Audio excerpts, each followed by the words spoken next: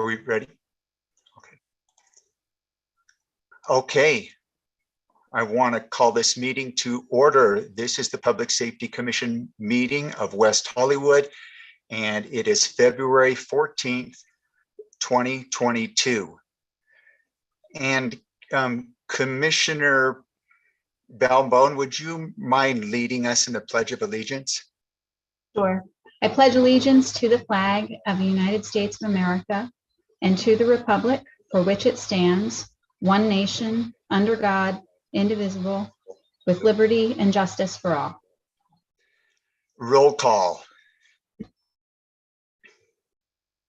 Commissioner Balbone. Present. Commissioner Hallman. Present. Commissioner Oliver. Present. Commissioner Roman. Present. Commissioner Soon-Shiong. Present. Vice Chair Roche Present. and Chair Berger. Present. Do we have any adjournment requests? No. Approval of the agenda. Can we I'll get move a, to approve it. Did someone want to make a motion regarding Kristen's suggestion earlier? Okay, great. approval So of the moved. agenda? So we had it was a motion from Commissioner Balbone, and I believe it was seconded by Commissioner Oliver. Yes.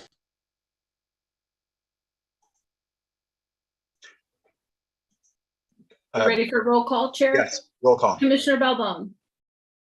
Aye. Commissioner Hallman. Aye. Commissioner Oliver. Aye. Commissioner Roman. Aye. Commissioner Soon-Shiong.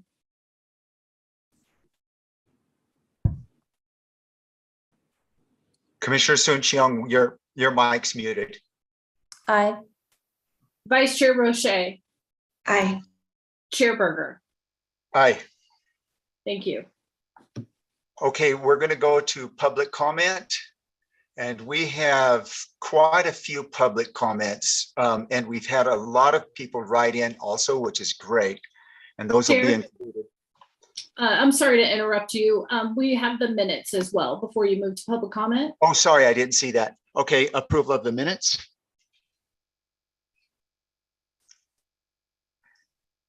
I'll move to approve the minutes. Second.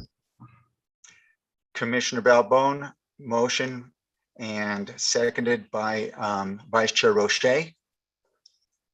Public comments. We've got quite a few public comments, and we've got some hands.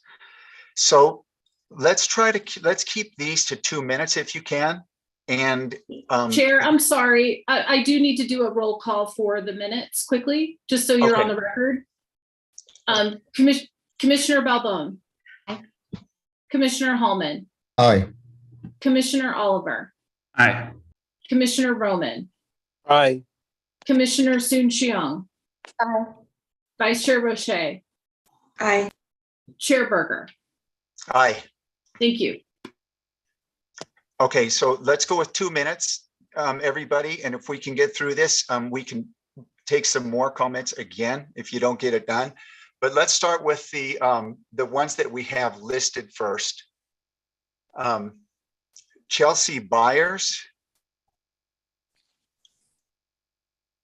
You have Hi. 2 minutes. Thank you so much. Good evening, Chair, Commissioners, and staff. My name is Chelsea Byers, and I'm a Human Services Commissioner in the city. I'm here tonight, though, just speaking as myself. With that said, I'm so excited to see the Human Services item on the agenda tonight, and I do look forward to the contributions the Public Safety Commission will make during these discussions in the coming months. We should all really take great pride in this process because in so many ways, we're a model for service provision throughout the country, and we create unique opportunities for people to get the help and support their needs here. The ability to do this work is directly connected to the financial resources the city has to dedicate to the meeting the service needs we have. The process is approached carefully to ensure that we are not making needless duplications or providing services that do not meet the needs of our community, while working against the limitations of a city budget, even one as significant as City of West Hollywood's.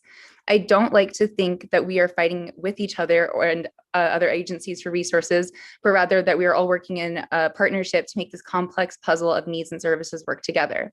So in terms of the actual makeup of our broader service provision model, it is my understanding in past iterations of budget for LA Sheriff's Department, funds have been allocated for services related to the needs of our unhoused community. And to me, this is a clear area of overlap and potential redundancy, something that could resolve in a clear allocation of resources for the expertise provided by our network of service providers in future cycles.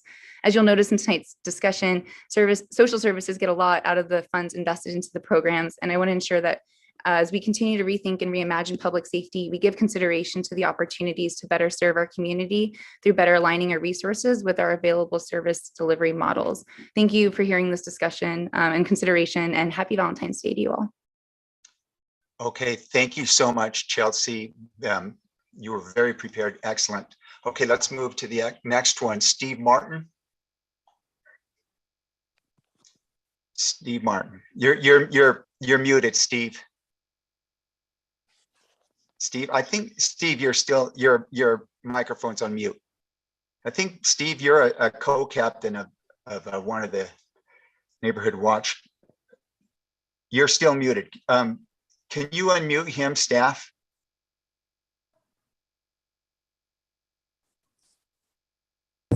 Thank you. There you go. There you go. Well, I'm not speaking on behalf of the East Side Neighborhood Watch, although I am the block captain for Poinsettia Place and Poinsettia Drive.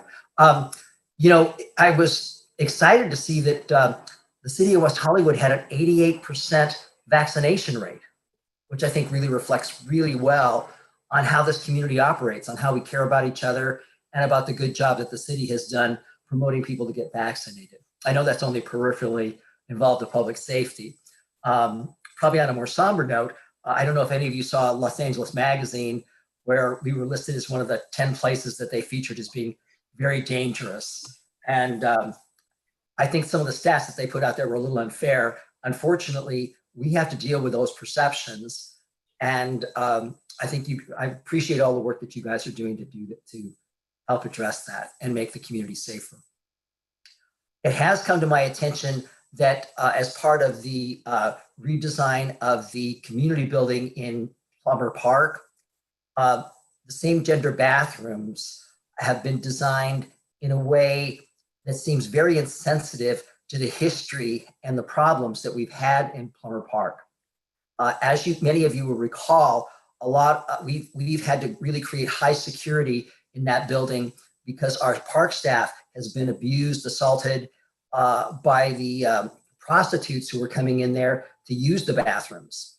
And now what we've done is we've designed these bathrooms that are very high tech, that have doors from floor to ceiling, that are locked from the inside.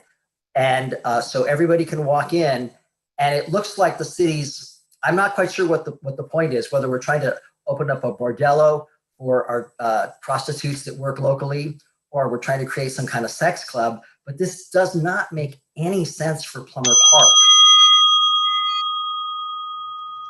Anyway, I think I've made my point. I know there's other people speaking on this, and you know, I hope that this commission gets a chance to put some input. Thank you. Thank you, Steve. It's great to hear from you guys, and thank you for your service as a neighborhood watch captain. Let's go with Anafertiti Bowman. Anafertiti Bowman. I hope I said it correctly.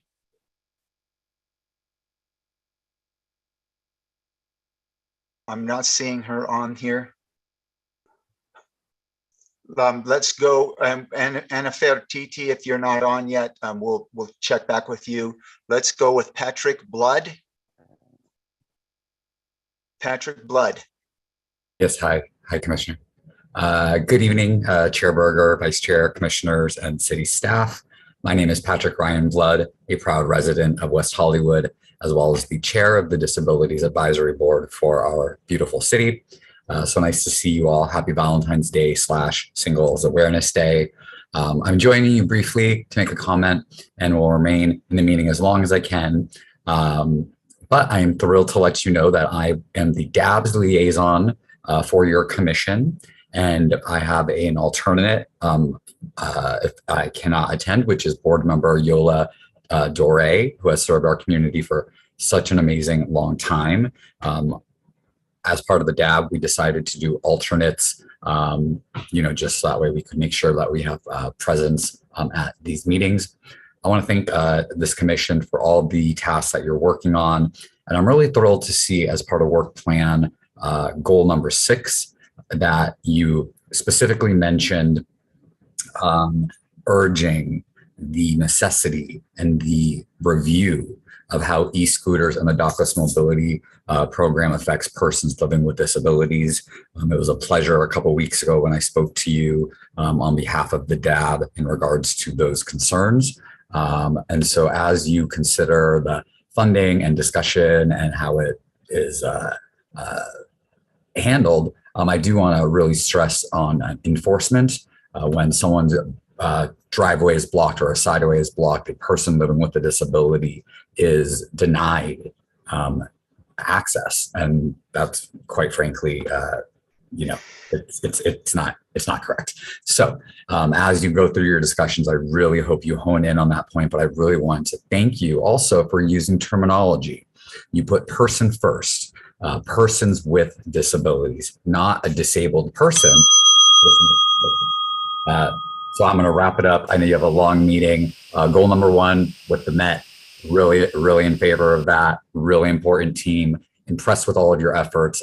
Thank you all so much. And I really look forward to communicating with you all more. And since we no longer do city roster of staff with board members and commissioners, emails and phone numbers, I give city staff permission. If any of you guys or any of you folks, I know we're using gender neutral pronouns, sorry. If any of you folks would like my email or phone number, staff, you are permitted to freely release it without asking my permission. Thank you so much. Thank you so much, Patrick, and thank you for your service in the Disability Advisory Board Commission. And please stay around if you can. And we want to hear from you more as much as possible. We want a lot of participation. We got a good group today. Is Anafer Bowman on? Not yet. Okay, let's go to the staff. Do we have any more registered public comments? That's all at this time, Chair. You may take your speakers who have raised their hands. Okay. Thank you guys all for coming. Thank you. West Siegmiller. Hey, let me get my video started. Hey guys. Hi everyone. Nice to see you all. Happy Valentine's Day. So it's really exciting to see your work plan, it's all coming to fruition. It's so exciting to see this body working effectively. And my job is to fill in the gaps. Part of that is I wanted to report back how our Health Freedom Community Picnic went yesterday in Plummer Park. It was amazing. It was so beautiful. We had people from the left, right, libertarians, Republicans, sitting down and breaking bread with Democrats, socialists, and independents. And it was just so beautiful. We were there for like 8 hours. All the kids loved it. And I'm excited to share sort of the wrap-up video that I'm going to make with all of you commissioners so that you can see that the health freedom community is not bigoted, racist, reactionary. It's not a monolith. And certainly in our LGBT Health Freedom Caucus that put on this picnic, it's not anti-Semitic. I was so heartbroken to see Paolo Murillo again use his platform WehoTimes to make insinuations, as well as City Council unnecessarily conflating the medical freedom movement with the recent anti-Semitic flyers that were put in Beverly Hills. I mentioned that in our last meeting, and I just really hope that events like this can break through that stigma. I'd also lastly like to mention that the people that make up this group, we all met through an unvaccinated support network. And the stories that I've heard them share about being targeted not just by state agencies, but by individuals. There is a real danger of violence for people that hold these political views or because of their health choices. And I hope that this body will finally consider that part of their role in protecting everyone. Thank you. Thank you. Thank you so much, Wes, for coming and investing your time here and bringing a voice that's important. Everybody here believes in diversity of thought, and we want to hear it. And we want to make sure nobody gets harmed. Okay, let's go with Stephanie Harker. Good evening, Chair Berger and staff and Lieutenant Mulder, et cetera, et cetera. Thank you so much for being there. And you guys are always on top of things, except that I attended the public facilities meeting, as many of you did, where a plan was being presented that basically was discussing safety at the community center, Plummer Park. And I was quite surprised that I don't know if the whole plan has been presented to you at Public Safety Commission, but many of us feel that it should have been, and I'm surprised it wasn't on tonight. There were some issues with the outreach because the 14-page plan was not attached or amended online for the public, and I'm assuming the commissioners to see until the day before. So that didn't give us enough time to really look over it. But I would hope that it's going to be agendized on your commission at some point so that it can be discussed by the people that it affects the most. That's all on that topic. I'd also like to personally thank and publicly thank Lieutenant Mulder for handling a situation that occurred on Vista Street where a suspect pulled up in front of one of the red brick buildings across the street from me, jumped out of his car, spray painted on the window across someone's Black Lives Matter sign, and took off. Another aware neighbor took a picture of it, got the license plate, and then was kind enough to go over as the people were out of town and wash off the window. So Brad Gottfried, my neighbor, I don't know if he would hear this, but I'd like to thank him for being a good citizen. And I'm hoping that both city staff and the sheriffs can get out the word again. If you see something, say something. And thank you very much again, Lieutenant Mulder, for handling that situation. I know she made a report. Have a good evening and happy Valentine's Day. Thank you, Stephanie Harker. You're a pillar in the community and have served on other commissions and always are active. Staff, I don't know, we can all discuss this if we want something like that to come before this commission.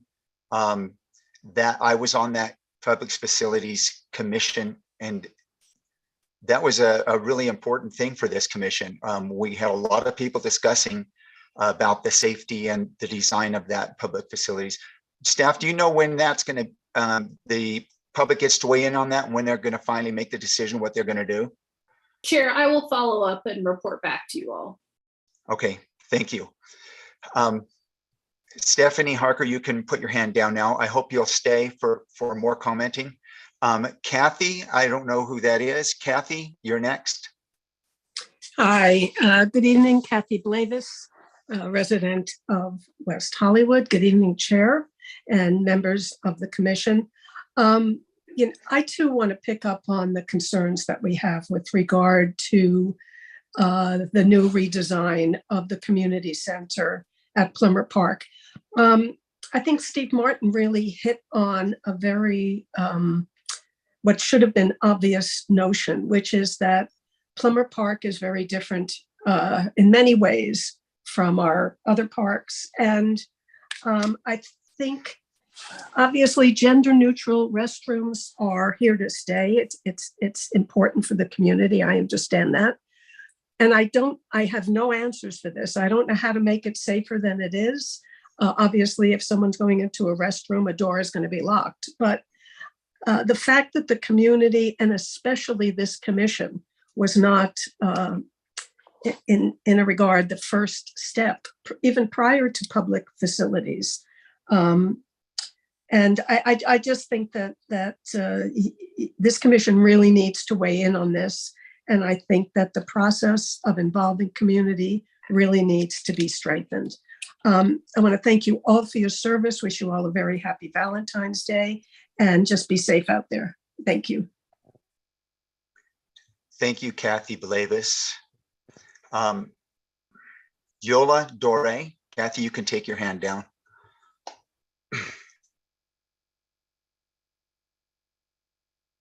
Yola Dore, go ahead, you can unmute. Good evening, Commission. Happy Valentine's Day, Chair, staff, and all of you. First of all, I want to say it's certainly my pleasure to be here with you and be your alternate liaisons.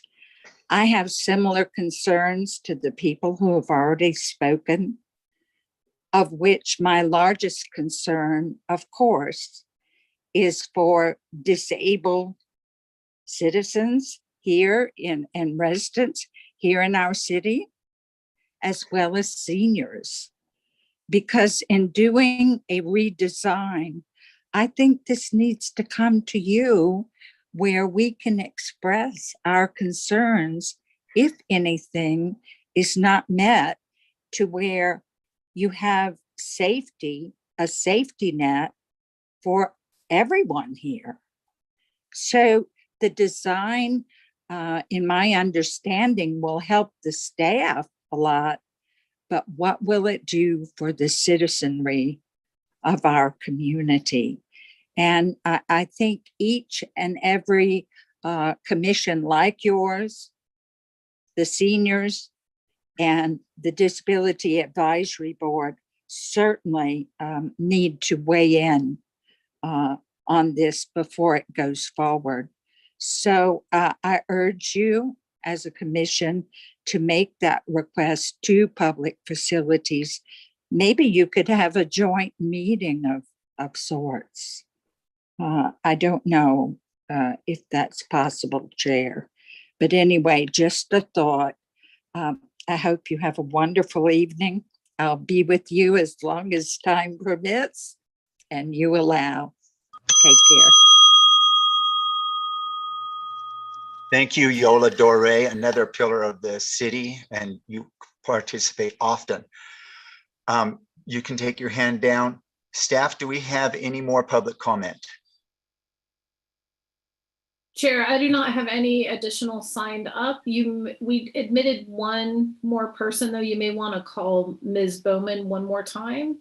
Otherwise, we should move on. Okay, Anna Fair, T.T. Bowman, are you here? Okay, if you missed this, please, you'll get another chance to do some public comment on one of the items.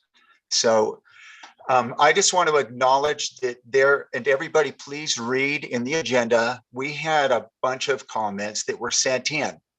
They were written and sent in. So if you can, read those. And we're not going to read them here, but we're going to move on because we're going to try to get as much done as we can tonight. And we want you all to stay and participate in this meeting. Let's move on to commissioner comments. Commissioner Sun Xiong. Thank you. Can I request for 3 minutes before giving... Oh, you don't have a time limit, Commissioner Sun Xiong. The commissioners don't have a time limit. You guys can say as long as you want, and go ahead. All right. Go ahead, Commissioner. Thank you so much. Over the past several months, I've requested budget documents, cost models, which in typical proceedings would have been rushed through in PDF presentations by the Sheriff's Department, their contracting department. My public comment today is in reference to our later discussion item around the sheriff's contract. After several requests and hours of research, I've shared with the commission today an analysis that's been conducted in conjunction with Civilytics, a team of budget analysis experts, with the caveat that these numbers are subject to change pending additional transparency from the LA County Sheriff's Department. They're important to highlight in today's discussion. The top line is that we are paying, as a city, between 45 and 50% above average LA Sheriff's Department costs. That means that a sheriff's deputy/officer, including salary and benefits, is typically $175,000. In West Hollywood, it's between $300,000 and $318,000. So key questions that emerge from this. 1, is this from overtime? 2, is this from the overall costs rising? And 3, is this normal? How does it compare to other cities? So 1, although overtime at the county level is difficult to track, and the Sheriff's Department claims that contract cities do not incur overtime expenses for staff, a November last year, November 21 letter outlines an average of $12,000 per sheriff's officer for overtime. So even when overtime and liability are included, we are still incurring a whopping $75,000 unaccounted for per officer. 2, is the increase that we are paying up to 50% per officer due to costs of quote unquote everything rising, which is what has been responded to me when I've asked about the full-time employment costs per unit. The average cost per full-time officer has doubled in the past 10 years. It has increased by 100%, whereas the consumer price index has increased by 22%. And the third question that I think we need to ask ourselves and each other when we see these numbers is, how does this compare to other cities? And so we received a spreadsheet that compared the costs that we pay in conjunction with neighboring cities, with independent police departments. And it's true that West Hollywood pays less per resident than cities that pay the county sheriff's office, in addition to independent police departments. But these estimates have been overstated. The Sheriff's Department has overstated the difference. In particular, it inflated the cost of Beverly Hills Police Department by double counting pensions costs. The Beverly Hills budget shows that pension costs are included, but the LA Sheriff's Department adds that as an additional line item. So how do we understand this as a more systemic failure of accountability? When you account for time, according to the city, West Hollywood is billed for 60 officers, but there are 99 sworn employees. And this billing practice means, in summary, that there are 39.3 full-time employees, 65% of staff that are not accounted for in public documents shared with us. So what is their function? What is their cost? And how can we perceive this cost and download it into the overall cost without transparency into who or what this additional staff time is providing? And then finally, to account for outcomes. As of 2013, only 43% of residents felt very safe. A robust law enforcement presence was the solution offered, and 5 years later, in 2018, even fewer felt safe, 26%. In LA County, 18 deputy gangs have killed at least 19 people, all of whom were men of color. LA County spent $81.5 million on LA Sheriff's Department litigation costs and payouts last year alone. In the city, when we finally received how their time is spent, 13% of their time is spent on homelessness, 5% on their time is spent on mental health services. When Commissioner Roche asked for how they address mental health services, we were linked to a pamphlet that was passed out. So my proposal, which I'm happy to discuss later on as we negotiate the contract, is that 13 plus 5%, 18% of the 60 full-time employees that we pay for is taken out of the contract, reduced from the contract in terms of officer hours, which would result in 10 fewer officers. This money should be diverted into services in conversation with the Social Services Commission. That's 10 fewer officers armed with automatic rifles to harass residents, such as those who are worried about speaking with us for fear of retaliation. That's an increase on how much we spend on social services by over 50%. And importantly, it's a reimagination of how we understand public safety, how we invest in the flourishing of our city and our county. We know that the current approach isn't working, and I think it's high time that we try a new one. Thank you so much. Thank you so very much, Commissioner Soon-Shiong. Very good preparation and nice presentation. Staff, why didn't we get those requested things? And I know Christine Seyfried was going to try to separate some of those things out, but I was very interested in that. Commissioner Soon-Shiong brought some very good points up. Can we, I want to give some people some time to respond to some of the facts that she put forward here. I don't know who would do it, but staff. So Chair, I would recommend that we tackle this under the appropriate item 9E. It's on your agenda tonight. You can make requests for me to get additional information, but the spreadsheets that you all had asked for that were given to you by our budget officer, we provided to the commission. You all received those. I do not have access to broader county budgeting, if that makes sense, only public data for the county. But once we get to that item, if there's certain pieces of information you would like me to see if I can get for you, I'm happy to do that.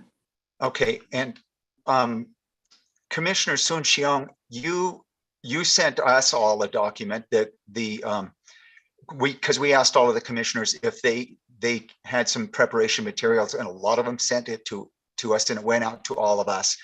Would it be okay with you if that was made available to the public? Yes. Anybody else that sent documents to the rest of the commissioners, would that be okay with you if those were made available to the public? Anybody have any problem? Okay, they all like it. So public, you can request those documents right now if you want to from Kristen Cook, our liaison, and you can read through those and get prepared for the next on item 9E. Her email address is kcook@weho.org, right, Kristen? So we have the city clerk on with us this evening. So public records requests go through the city clerk's office, Chair Berger. So it's not something that I can do right this second in the middle of the meeting. But yes, if it's documents that we have, we're able to share those. It just a request needs to go through the city clerk's office. Okay, city clerk, those are all public record anyway, because they were sent to the liaison for the Public Safety Commission, correct?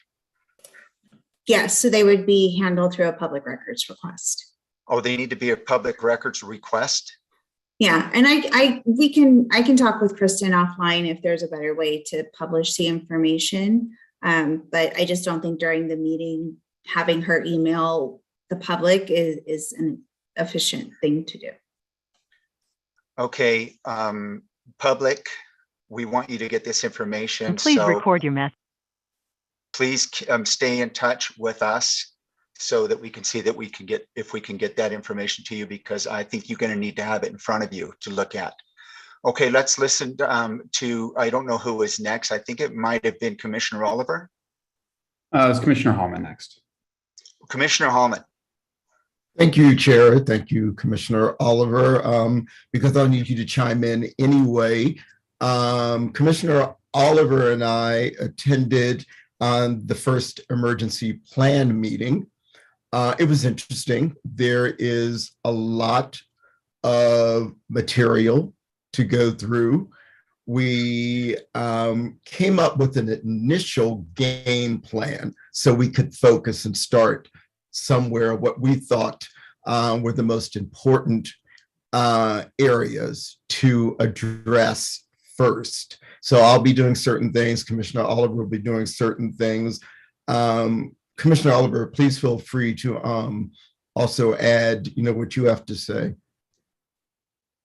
Sure. So it was a great. Let me unmute myself. It was a productive meeting. Margarita's in the meeting. Thank you for all the help going through the 1,000 pages of our emergency response plan. But we'll have more to update the commission on later. But essentially, we've tried to divide, since there are a lot of topics. I'm going to cover the active shooter, terrorism, and pandemic response, and then, or not cover, but help provide feedback on. And then Commissioner Hallman, I believe, is going to provide feedback on fire and earthquake response. So we'll have more. We've just begun what will be several meetings to discuss that update, and we'll have more to report on later. Commissioner Hallman, did you have more comments? No, I think that basically covers just the general information we wanted to share with everyone. And we actually have our second meeting tomorrow. So next month we may have more information to share. Exactly. So then, is that right if I make a few more comments now? Yes. Yeah. All right. I just wanted to first thank our appointed officials, Commissioner Byers, Chair Blood, and Board Member Dore, who are in the meeting and spoke tonight. Thank you for being here. Regarding the scooters, I would like to see action on the city on this, further action. You know, kind of feel like we put the cart before the horse in terms of providing infrastructure and ensuring that we are respectful of the rights of persons with disability in our city in terms of their right to freedom of movement. And when they're impeded by anything, including a scooter in their way, it's not a matter of minor inconvenience. That really is a major issue. And so if we can address this kind of, I know we've debated scooters many times in this city, but I think it's time to, I've heard multiple stories of persons with disabilities having that experience. So I think it's time to elevate that conversation once again. And then I also wanted to point out that at the last council meeting, an item was passed in consent to provide resources to the Jewish community, as there's been a rise in hate crimes and anti-Semitism that is concerning to a lot of people, myself included, as a member of the Jewish community. So I wanted to thank Councilmember Horvath and Council for passing that. And then regarding the numbers that Commissioner Soon-Shiong brought up, I'd like to get answers, and I'd like to have a representative a representative of the Sheriff's Department who can provide clarity and who can answer those questions, at our next meeting, if possible. This is something that as we're reimagining public safety, and we can talk about this more, at the appropriate time in the meeting, I think something that we should all be able to agree on, even in the divided political times that we live in, and that's accountability.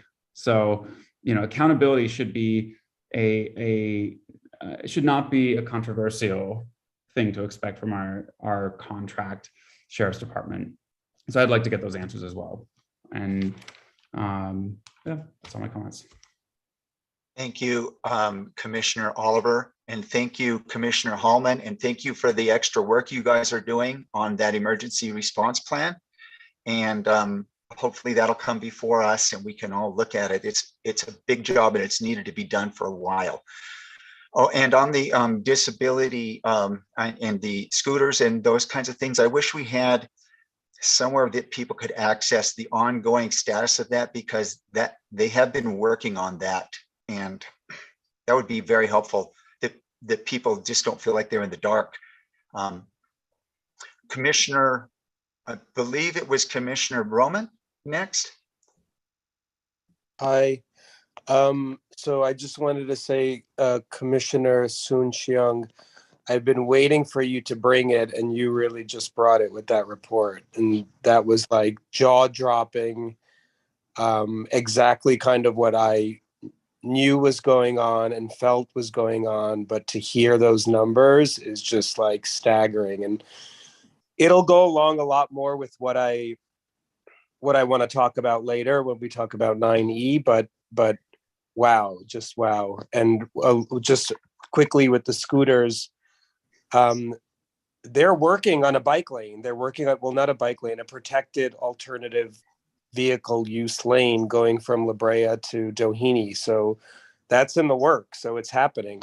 And Robert, you're right. We should not have launched scooters before that lane was in place, because you need to build that infrastructure, then launch everything, so everybody feels safe. But they are working on it. I nag them all the time, and look to become some proposals soon. So hopefully in the next couple of years, we'll be having these protected lanes. Scooters can ride in, people can walk in, and cars can drive in, and everybody can be in peace. So they are working on that. Thank you, Commissioner Roman. And Commissioner Roman, if those who don't know him, he's right on the front lines as a business owner. Commissioner Balbone. I would actually like to make a formal motion based on the feedback we've heard from residents tonight tied to the plan for the Plummer Park restrooms.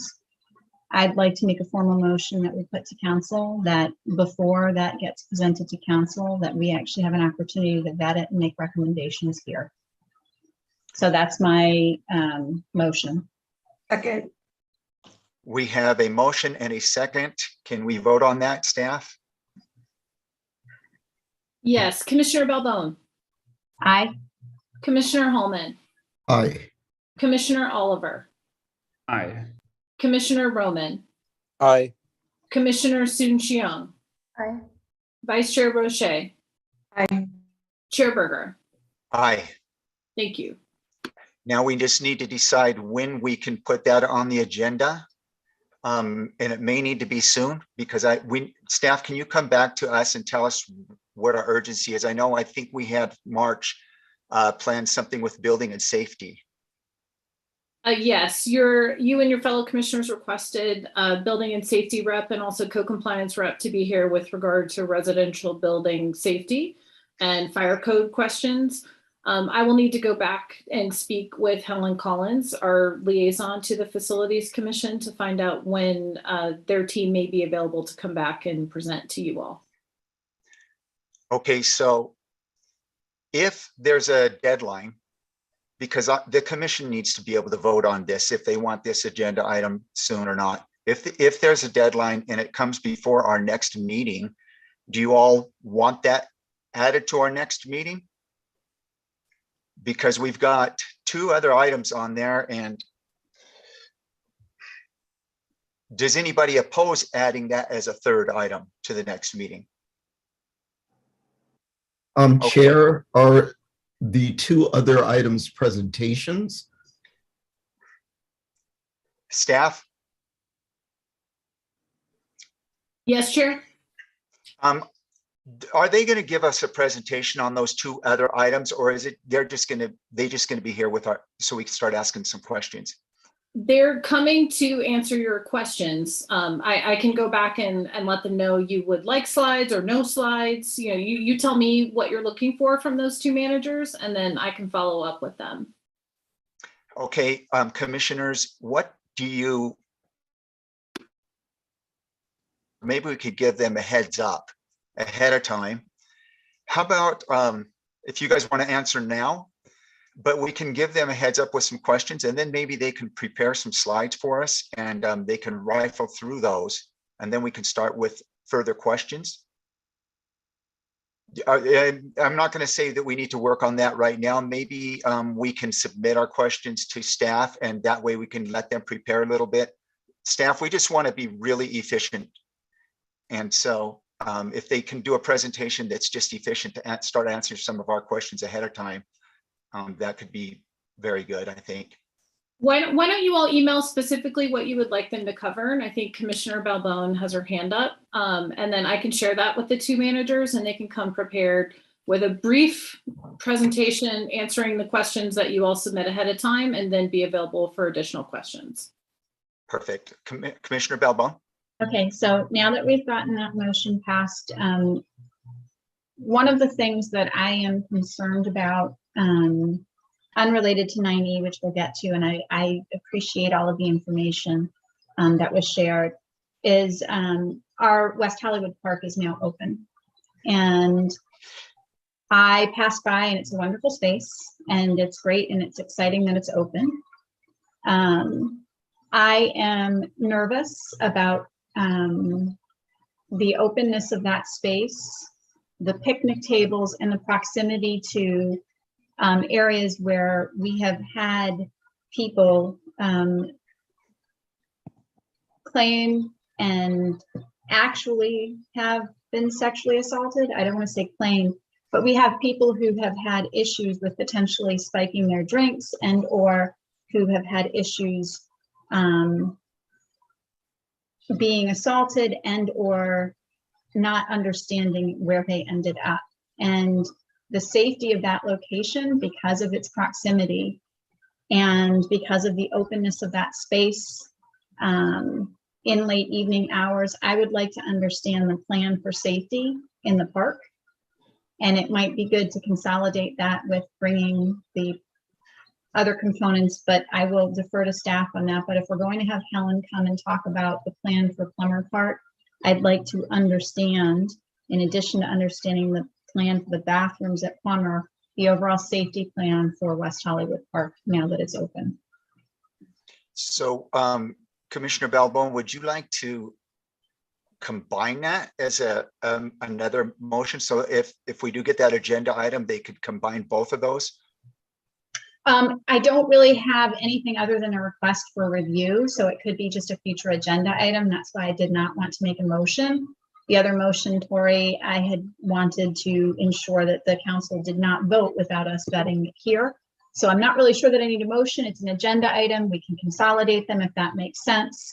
If the rest of the commissioners are not, don't want it on the agenda for a couple of months, we can wait, but I would like to at least get it agendized. I don't know if I need a motion to get it on the agenda at some point, but. I think we should combine it. We should put it as an agenda item. And if Helen's gonna come, we might as well get that one done too. Do you all agree? Does somebody want to make a combined motion? Chair Berger, hello? Yeah, Commissioner Roman.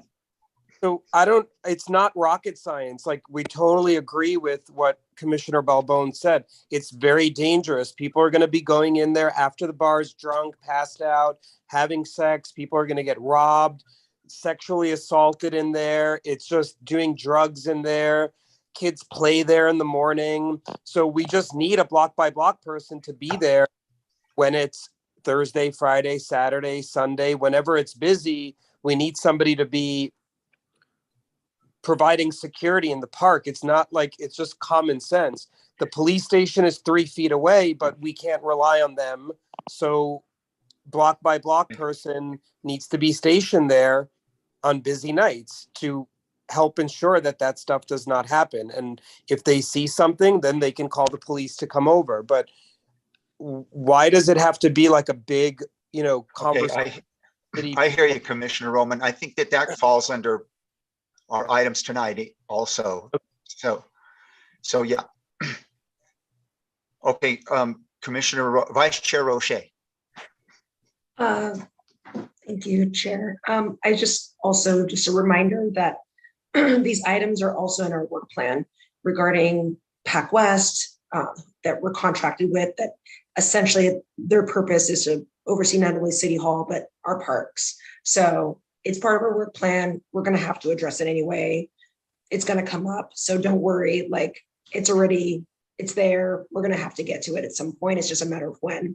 So I think we just need to, at this point, prioritize our time and focus on what's most urgent, such as the restrooms comes before council. Thank you. Okay. So nobody has made a motion to combine. So unless they want to, we'll move on. Okay, let's move on to item 9A, input on social services priorities designation. The Public Safety Commission will be asked to designate the chair or an alternate to provide input to the Human Services Commission on March 8th. I have agreed to that, but you don't have to choose me. But you guys want to make some comments on this? Vice Chair Roche, your hand is up still. Yeah, I'll make some quick comments. Good evening, David. Welcome. Good evening. Thank you. Nice to see you.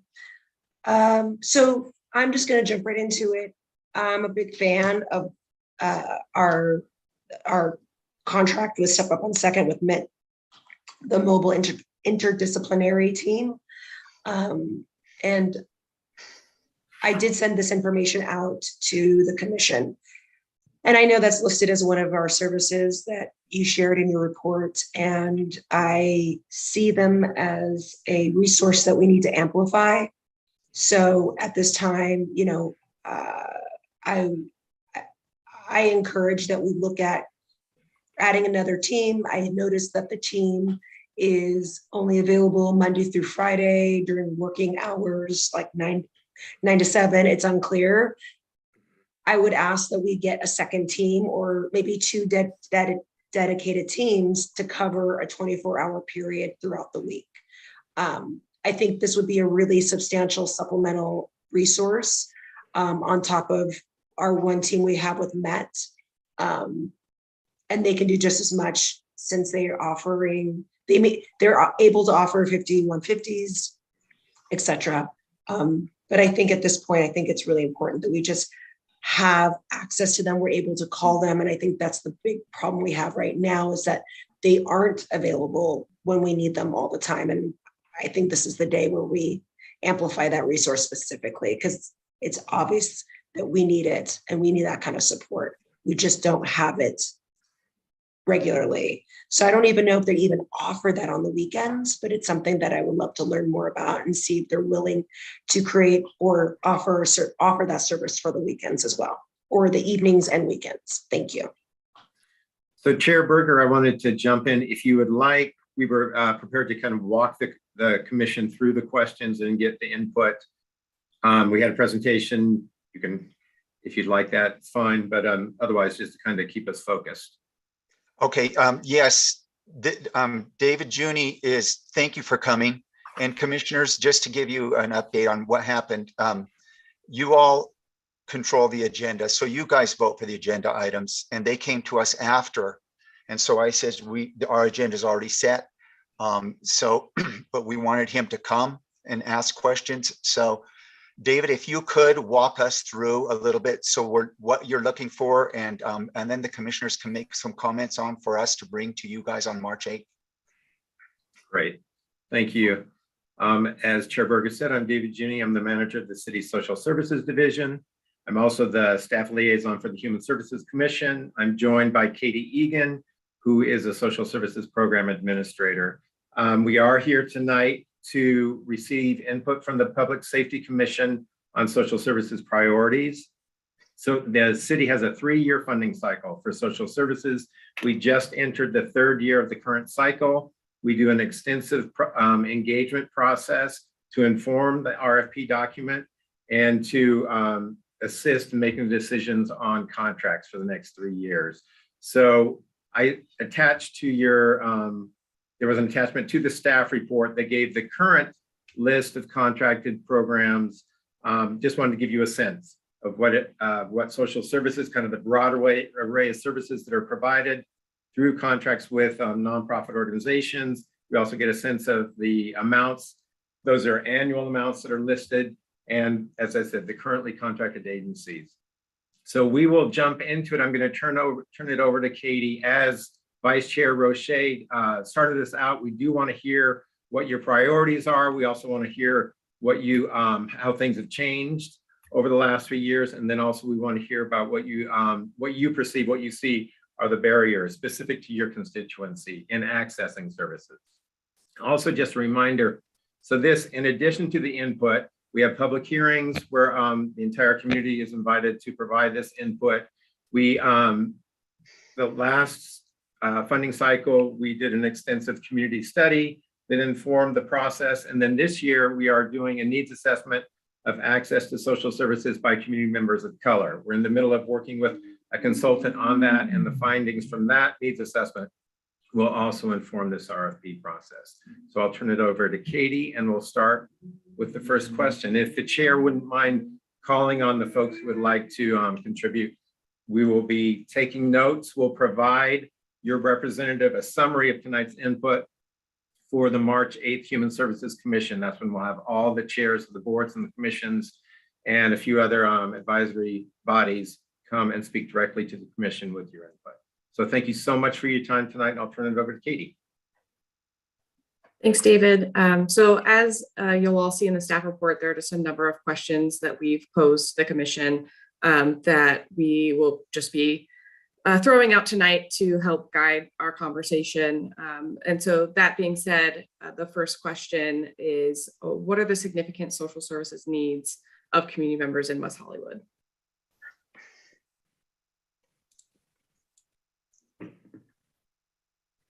Do we have any comments, commissioners?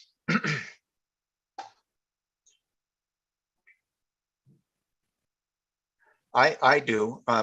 Commissioner Belbo. So I did have a question related to support services for victims of assault. Does that fall under this budget? Because I don't see it here, but I'm just curious because I know that there's been some desire to enhance potentially some of the local support available to victims of assault. So I'm just curious. I know that there's some programs through the center, but how does that work? Is that different? Is that separate funding? So currently, the two contracts that we have that directly provide support services for victims of assault do sit in public safety. We have a contract with the LA LGBT Center and then also with Maple Counseling Center. We do have some other means of support through our contract through the center's mental health services department, and then a few other social services. But the public safety, the overall, those services do fall under those contracts with public safety. Vice Chair Roche. Thank you, Commissioner Bellbone, for bringing that up. In our last joint Women's Safety Subcommittee meeting on the 1st of February, we had the opportunity to meet with the Santa Monica Rape Center, the individuals, the executive director. And I am wondering if this is a contract we need to really explore long-term, in addition to the Maple Counseling Center. So because of the rampant sexual assault that is occurring in our nightlife in the city. So yes, that would be a priority for me as well. Thank you. And Commissioners, just for clarification, the two contracts that we manage out of the Public Safety Department that are renewed each year by council are a domestic violence counselor at the center, and then also crisis counseling is available through the Maple Counseling Center. And you don't have to be just a victim to receive crisis counseling at Maple. They will meet with you for a variety of reasons or needs, I should say. Thank you. Yeah, the reason why I'm asking is because I'm not really sure how involved the Maple Counseling Center is in reference to, collecting DNA and what is it? What's the word for when you are collecting evidence, Vice Chair? Yeah,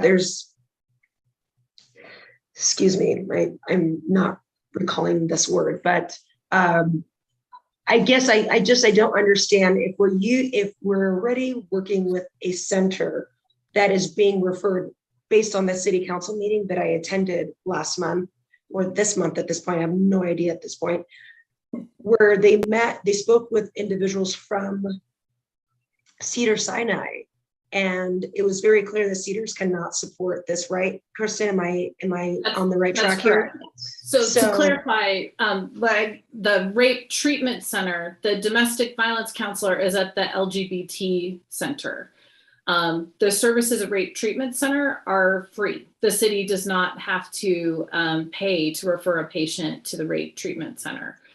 So a victim of sexual assault, one of the best places to go, sadly, if you're in that situation, is the rape treatment center, just because their services are so broad and are considered kind of wraparound long-term services for that patient. Exactly.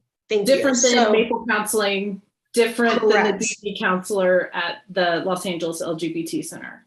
So since the services are free, I guess the question is, how do we amplify the service? So we may not be paying for the service, but the services still should be prioritized within our social services. And the relationship, as Belbone has mentioned in those comments, public comments for that council meeting, that if we can figure out a way to strengthen those relationships and making that system more clear to the public, that would be incredible. Thank you. Understood. Thank you. Commissioner Belbone.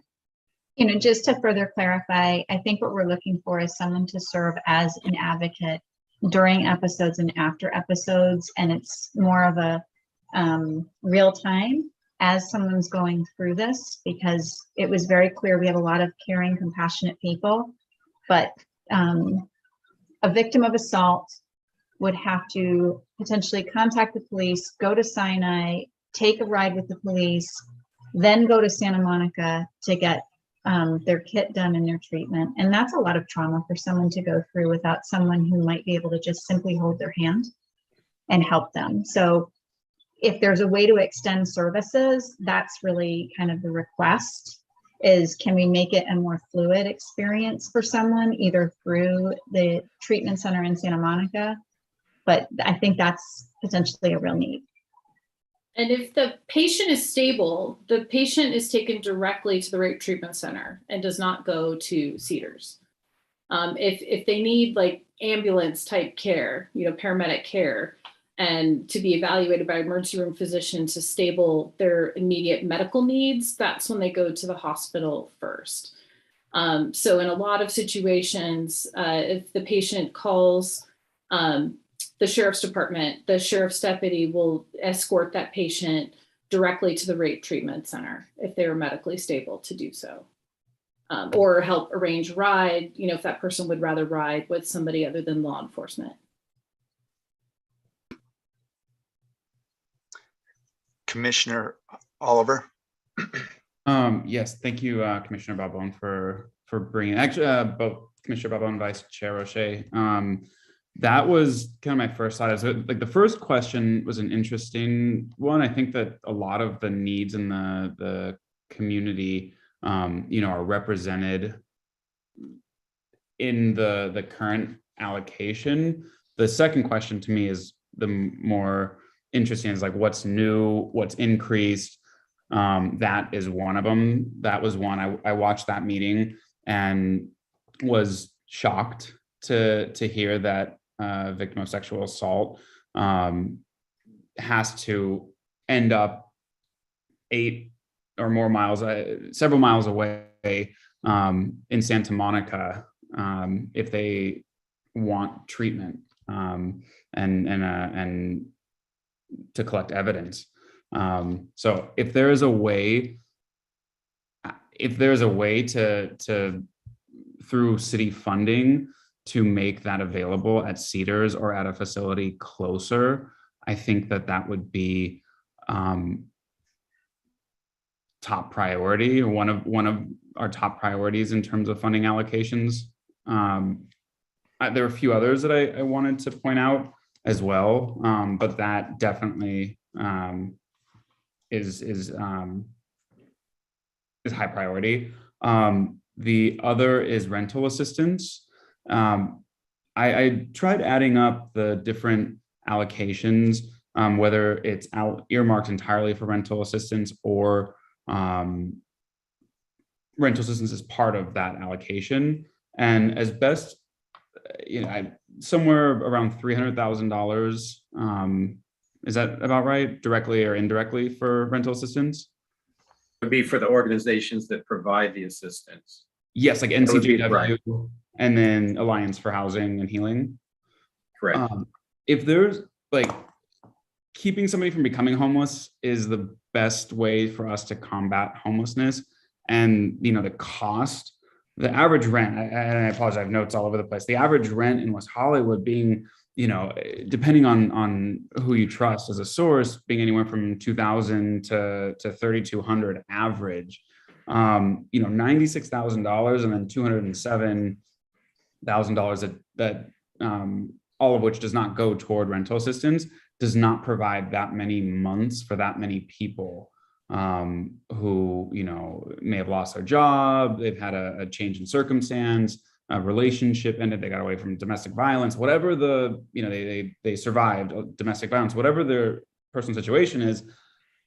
That investment, like I fully support increasing that a lot, because that relatively small investment from our city could help them personally and in terms of our from a city perspective, in terms of policy, for a few $1,000s for whatever that gap is, that's a much lower cost than helping somebody get out of homelessness, obviously. So that's one thing I'd like to see increased. And then the other, we do provide a lot of food assistance, and that's fantastic. And I've had the pleasure of volunteering both in the kitchen and the delivery side with Project Angel Food, one of the nonprofits that distributes food.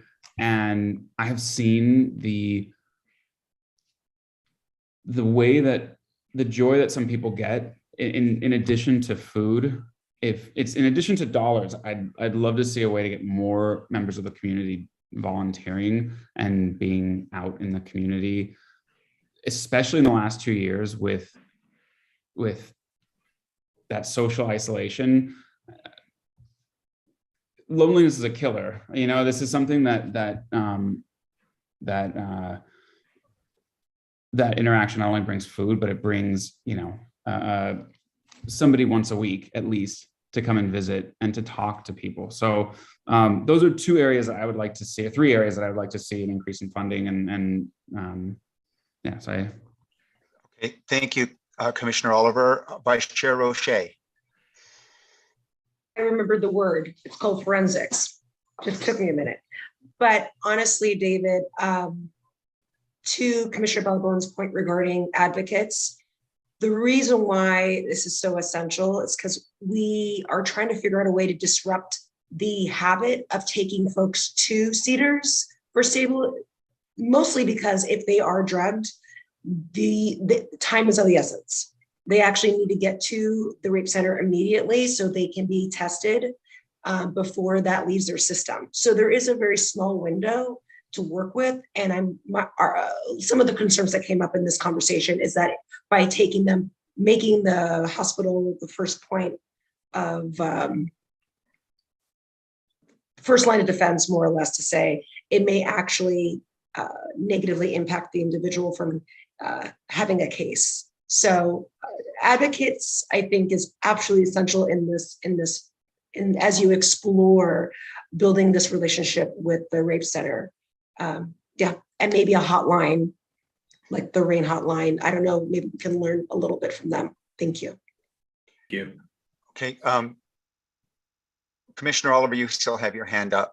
Vice Chair Roche. David, I have a couple of things. Rapid response, yeah, rapid response, like Vice Chair Roche says, but rapid response in everything. Rapid response with the unhoused, availability for the unhoused. I think I've been on the some of the subcommittees, the homeless, and I think you said that you have maybe 10 contractors, 10 separate contractors that do some sort of outreach with the homeless. I believe that needs to be more rapid. Some of them only have like part-time hours, like one person for different groups. You have coordination. I would like to see, you have some overlap, I believe. You have a clinician. You have, with Step Up on Second and the MIT, you have a licensed clinician, a licensed vocational nurse, a nurse practitioner. And then you also have at the LGBT Center, mental health clinician outreach. Then you have Essentia, where's the place for them to go.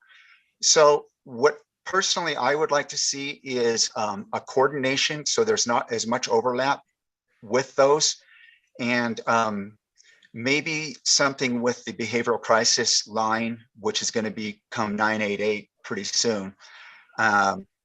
So we dispatch the right people at the right time. That's my feeling, is there's some silos there. And I think that our unhoused people, when that door is open, it means right now, because I've experienced it. I've seen them. I've given them my card, and since nobody was prepared, they called me, and there was nowhere to go. One of the guys was an ex-doctor. Later, I see him wanted to turn over. You were probably there. It was at your meeting. His cocaine, and then the cops came, and they were kind of. If we would have been on it, that guy wouldn't have ended up there because he was ready, but that door is only small. So that's what I have to say. More coordination with all of them. Thank you. Commissioner Sun Xiong. Thank you so much. I agree with what has been shared so far. And I just want to flag that, the lack of coordination in terms of live availability and bed availability is a wide problem. And I think that what can be really a shining example within West Hollywood is if we had some sort of coordinated system, not only to understand what is available, what services are available, but a user-facing platform so that residents are able to see what numbers to call in a centralized way so that the reliance isn't on the sheriff's department. I think this contributes and informs my suggestion that we actually take some of the service provision that's conducted by the sheriff's department out of that department and into social services. Of course, this would require more budget allocated to this area, but I think that, as has been shared, this is a desperate need and a dire need of the community. Commissioner Hallman. Thank you, Chair. Commissioner Asuncion, I agree with you. On paper, I see amazing services. However, I question their effectiveness and how well some of them work, especially our services for unhoused people and people with mental illness. I don't think we do a great job. And I think our disservice to these individuals also affects quality of life for residents of the city because there's a spillover effect. So I would like to see some data that shows, how are we helping people? What sources do we have, resources to help move them off the street? There's a young individual that I've been trying to help, and I'm not going to give up, but is unhoused and is on the street. And it perplexes me because I'm not a medical expert by far. I work in fashion. You want to know shoes? I've got you. But when you see someone that may be struggling mentally, the way our laws are written, we're asking them to participate in their own care or making decisions. Now, how can this happen if they're not in a state where they fully understand what's going on? So I think we just really need to think of it. We need to come up with a solution of how we can help these people. Sadly, there are always going to be individuals on the street with mental illness that are unhoused. But I think we need to do better by them. Thank you. Thank you. Thank you, Commissioner Hallman. Commissioner Roman. You're on mute. Commissioner Roman, you're on mute. So I'm just really confused. What are we talking about? Are we talking about our ideas right now? Or are we talking about is Corey Plank on the call? Are we talking about what are we doing? They have some questions they're walking us through, Commissioner Roman. It's what they want to see for the human services perspective, what we're looking for that they can do, increase, decrease for their funding for the next 3 years. They have several. Yeah. So aren't we talking about launching this behavioral health unit? Isn't that what? That's not what this is about right now. This is only about their next March 8th meeting, about this current services they have. It's not including all of those things, but David, and you can answer that maybe better than I can. Am I correct? So this is a separate conversation, Commissioner Roman, from the Behavioral Health Crisis Response Unit.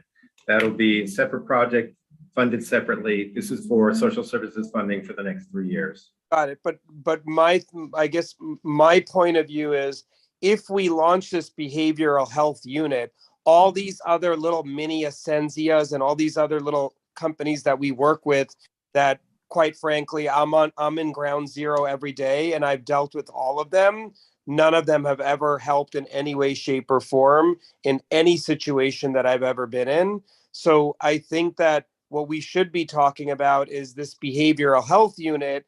And then what Commissioner Hallman said, once we have these people, what do we do with them and how are they treated and where do they go and what long-term places do we have for them? Because if we do not have that set up, it doesn't matter, because the worst you can do is get them in on a 5150. They're held for 72 hours and they're dumped back into the city. So why would we drop $10 million getting people off the street for 72 hours? And it's literally almost impossible to do that.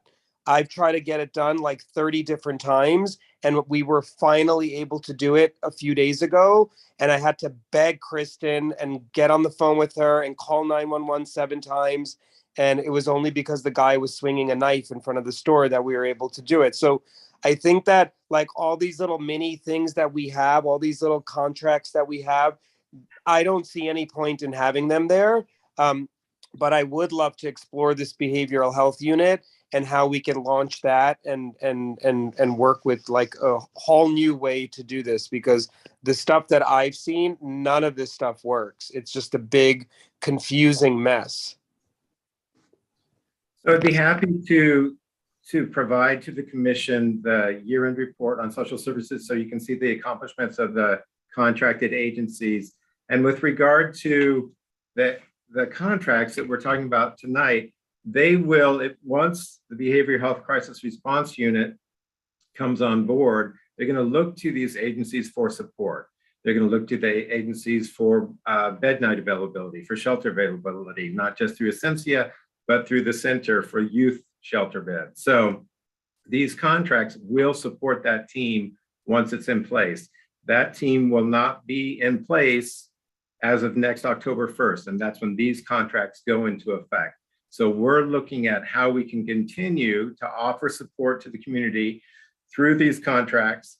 And then once that Behavioral Health Crisis Response Unit is brought on, we can amend contracts. We can work to make sure that everybody's working together and support that team. Commissioner Roman, I'm going to paraphrase what I gather you're saying is you don't support the current situation with the contractors right now. Is that correct? Correct, because I deal with them literally on a daily basis. And I can tell you like ground zero in it every day. Nobody answers their phone. Nobody's available. If there's a miracle situation where Essentia comes out, they literally walk up to the 5150 and say, "Would you like help?" The person doesn't even know what planet they're on. And of course, they just turn away. The Essentia person puts their business card on the ground and walks away. And then when you approach the Essentia person and say, "Wait, are you able to, we can't discuss anything with you. It's a privacy issue." And they walk away. Block by Block does a 10 times better job. So, you know, I'm not trying, I just need to be really direct here. Like, we don't have time. And all these little social service programs that are on the ground in West Hollywood, you can feed us whatever reports you want. It's just not worth it. There's a much bigger conversation that needs to be had. And I look forward to having it like in the next 10 minutes, hopefully, because just running around in a circle talking about this stuff, like it literally doesn't do anything. Come to my business. You can sit outside anytime you want and you'll see it every day happening, and Monday mornings especially. Okay, thank you, Commissioner Roman. Commissioner Belbone. So I know that one of the questions that you had for us is changing needs and services. And, you know, one of the things that we have seen is a more transient, unhoused population coming through West Hollywood. That has happened probably over the last 24 to 36 months, where it's a different group of people with a different set of needs. And I guess my question, it would be, have we worked with any of these organizations tied to that need? Because I think that ties into what Commissioner Roman said, which is this population has shifted dramatically over the last 36 months. And it's a different volume of people coming through the city with a different level of service needs. It's increased. So that's one question. And then my second question would be, how many of these organizations have used the total funding that we've put aside for them, and who's given money back because they haven't met their budget because maybe they couldn't help enough people, or they help only a number of people and West Hollywood didn't get the spot before somebody else got the spot. So how many of these organizations actually did not reach their funding goals, which may indicate some other type of problem? And then tied to that would be, how do you judge effectiveness? You know, I'll pick on Essentia. They've got $329,000 that we spent with them. How many people were placed? And did we get the outcome we wanted? So that's some of what I don't know that I understand, but one, shift in population, and then two, who gave money back and how do you judge their effectiveness? So we have agreed upon scope of services with all of these contracts. Those scope of services are turned into program reports. We get quarterly program reports from each of the contracted agencies. They all have numerical goals. They have to report on their percentage of goal met. That is reported to the Human Services Commission and to Council at the mid-year and the year-end. That was the report that I offered to provide to the Commission, and the offer still stands if you'd like that. All of those reports are attached to that report to the Council. Included in that report was a breakdown of the contracts and of funds returned and funds withheld. So to your question about who did not reach goal or whatever the challenges were, you would see it right there. So, but do know that this past 2 years was very different with COVID. And so you will see that we had more funds returned and more funds withheld because there were challenges in providing direct social services. So you do see a significant amount. You will see the mid-year budget goes to Council the 22nd. So you're going to see a request for funding. It's the difference between what Council had originally provided for supplemental programming to address some of the issues that have intensified. So homelessness, mental health, substance abuse treatment. They had originally funded additional, about a $380,000 additional funding amount. We're asking, that was one time, we're asking for 109,000 of that because the rest was made up by return funds for programs that did not meet goal. So the information is there and we're happy to share it with you. I'm happy to send that report to you. Thank you, David. And then, you know, I know that you do a lot of work with, you know, I think oftentimes when we think about people who are having problems with housing, we think of the people that we pass on the street. And that's not all the people that you're dealing with. You're dealing with people who are in their cars or who recently lost their housing or are having other issues. But that population, that transient population that's coming through the city, we're not the only section of the city that's seeing it. Have there been changes in the programs over the last few years to help address that harder population to reach? So that's what that was related to my last answer. So Council in 2019, that was our last funding cycle, 2019 through 22. As I mentioned, we're in the third year. So Council came to us after we received all the proposals and said, what's it going to take? What's it going to take as far as funding and additional programming to address the intensification in services for unhoused community members and others? What is it going to take to address the issues with substance abuse, with mental health services? And so what I just mentioned, we came back with the Commission's recommendations based on the program proposals that we received in this process and said, we need additional funding for additional services through Step Up for folks maintaining their housing once they are placed. There's a whole list of programs that we asked for additional funding. It resulted in, as I think Chair Berger might have mentioned, that we had after that funding cycle, 10 different contracts that provided street-based outreach. So yes, so that to your question, that was where we were at in 2019-22. We're here tonight to hear from the Public Safety Commission on what you feel are the changing needs, what you've seen, what you would like us to call out in the RFP document. In addition to those services, the Council said, you know, how do we address this? What else do we need?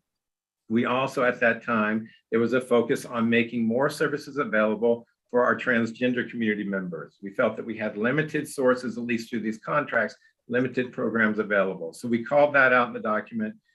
Through that funding cycle, we already had a contract with the Transgender Economic Empowerment Project through the center. We got into a contract with Trans Latina, and we got into a contract with Trans Can Work. So this works, this process, as far as informing the document and what the priorities are that you would like to see us address through these contracts with nonprofit organizations. Okay, so I apologize because when you said that things changed in the last couple of years, I thought you were speaking specifically of COVID, and I know that that has had a whole set of other issues for, everyone. There's nobody who's not touched by it, either from mental health or food security or other things. But it sounds like you were also working with several different agencies to test their effectiveness and to fund them specifically for a more transient population coming through the city as unhoused. And I would like to see the report you mentioned to understand who might have more effectiveness and or capacity, because that would help me to just be smarter and give you some thoughts. And so I would like to see that. I apologize. I just thought you were speaking in general, because I know the city's done a lot with rent control and helping people with food insecurity and other things. So I didn't realize until you clarified that second piece was also targeted at that second set of population coming through the city. So thank you. So I was alluding to both when I mentioned the funds that were withheld or coming back this current year. A lot of it was due to COVID. A lot of it was due to the fact that it was very challenging for folks to provide in-person services, and some of the programs were not as successful. And as a result, we withheld some funding, we invoiced for some funds, we watched the contracts very closely. I want to step out really quick before we forget, and this was all the way back to Commissioner Oliver when he brought up the rental assistance. And yes, rental assistance is homelessness prevention. And the 300,000 that Commissioner Oliver mentioned were the contract amounts for NCJW and the Alliance for Housing and Healing. And that is to provide their regular rental assistance. The Alliance is for older adults. This is part of our Aging in Place initiative. And then NCJW is for folks who are have been in a financial crisis and they need assistance. Separate from that, as of March 2020, the city, through council, began allocating funds for COVID-19 rental assistance. And this is for any community member that demonstrates that they've been impacted by COVID-19. So in addition to that 300,000, the city has provided $1.3 million in direct financial assistance. All rental assistance grants, they've assisted over 600 unique individuals, so separate individuals with rental assistance. Folks can get up to $1,000, up to 5 grants per person. This started March 2020. They continue to do that. That's through NCJW and the Alliance. It's in addition to their regular rental assistance programs. Thank you. Commissioner Roman.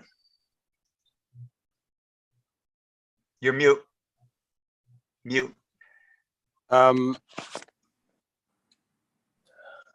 Okay, you know what? Never mind. I'm going to skip it. Thanks. I have just one last one before, and everybody please hang in there. All of you, the public and everybody hang in there. We're just about moving through this. David, do you guys, as part of your thing with like some sort of housing also, is that coming through you? We're support services. As I mentioned, we provide case management services to maintain folks in their housing. Folks who are placed, some of our unhoused community members who are placed in subsidized housing, we have contracts to provide services to maintain. We don't have to do the actual, housing resources. We're not doing the developments. Okay, so when we get to these other items, I don't know if you're going to stick around, but I'm going to make a suggestion. I have a very big interest in something that's more rapid with housing. And that would probably affect you guys where you do have some more case management sort of people. I would like to also see case management sort of go through something sort of like a case management where they, you don't hand these people off into it's just, I just want coordination more. I just see that it's just everybody's in their silos and they're not sharing data with each other and with the sheriffs, everybody. So that's just something for me. Anybody else have any more before we move on?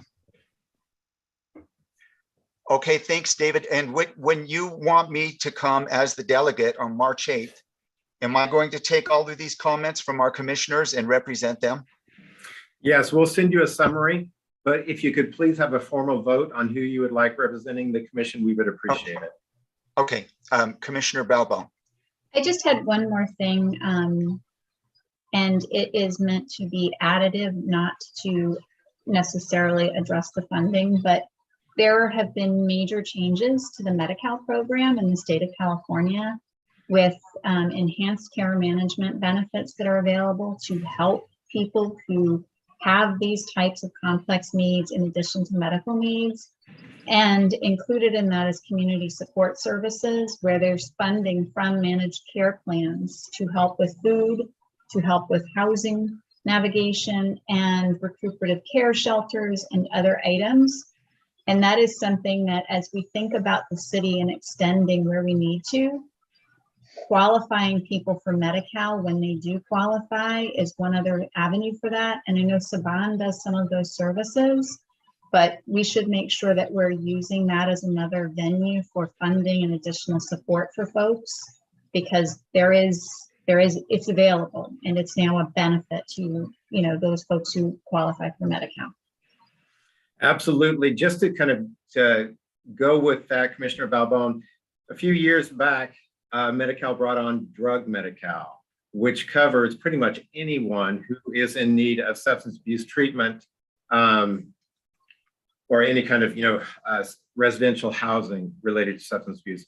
The city basically is not paying, very little funding is needed to cover those services at this point. So just to your point, Medi-Cal has really opened up some financial resources that are available to our community members. So thank you for bringing it up. Okay, thank you. Commissioners, who do you want to represent you on March 8th? Anybody wants? I will be happy to. You want to vote somebody else, elect somebody else in? Commissioner Roman. I like Commissioner Balbone. Okay.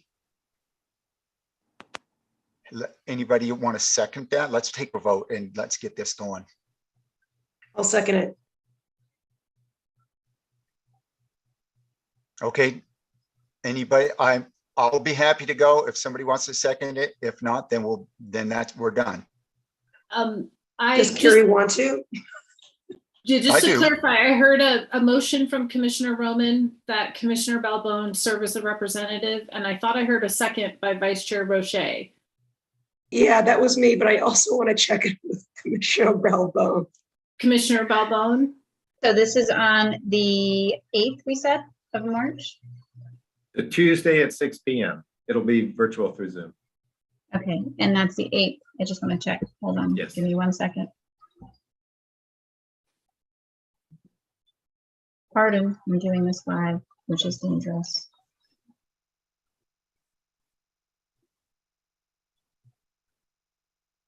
As long as it's through Zoom, I can do it.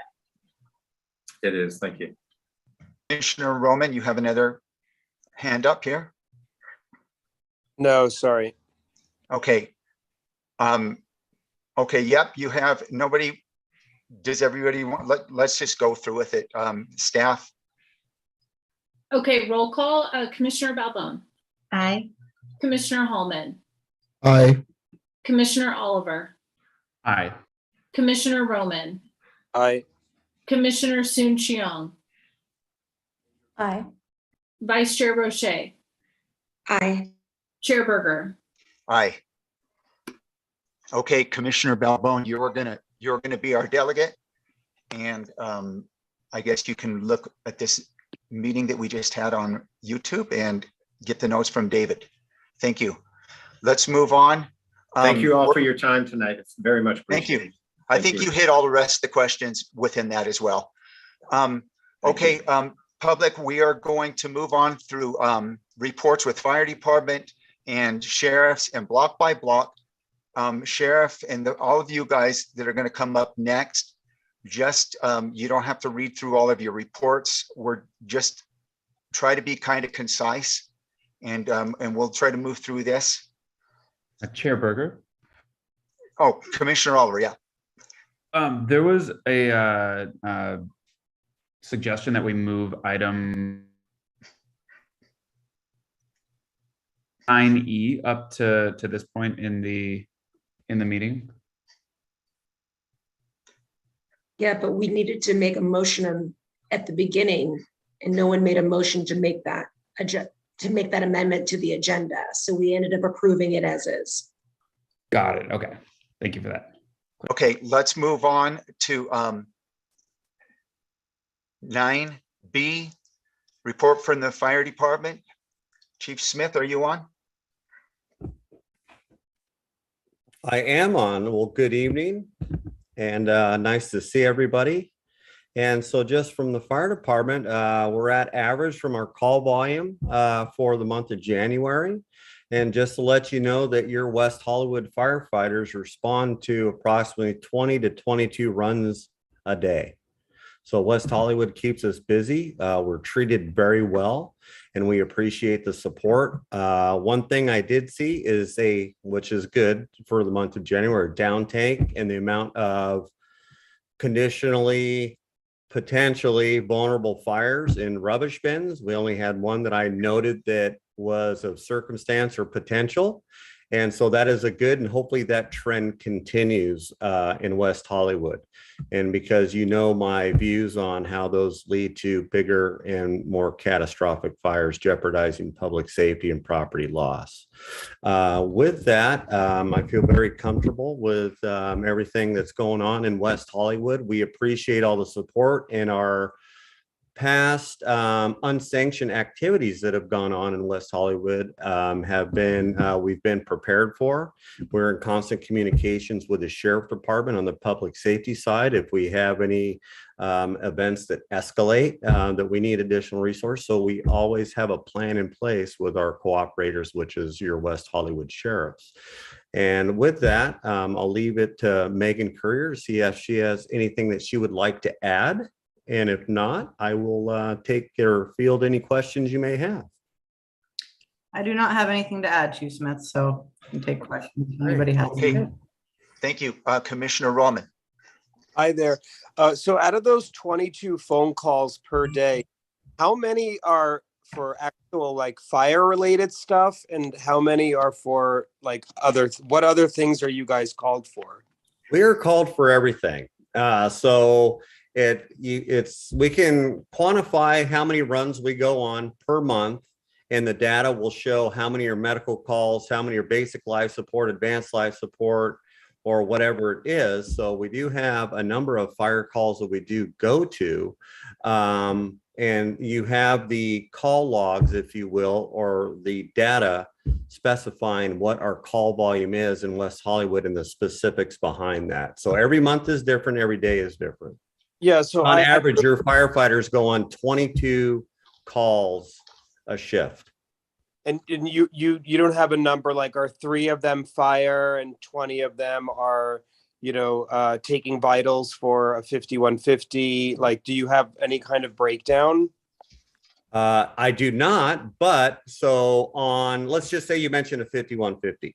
Anytime that we go on a patient that needs medical care, it's up to us to evaluate whether it is or is not a 5150. So just remember the nature of the call.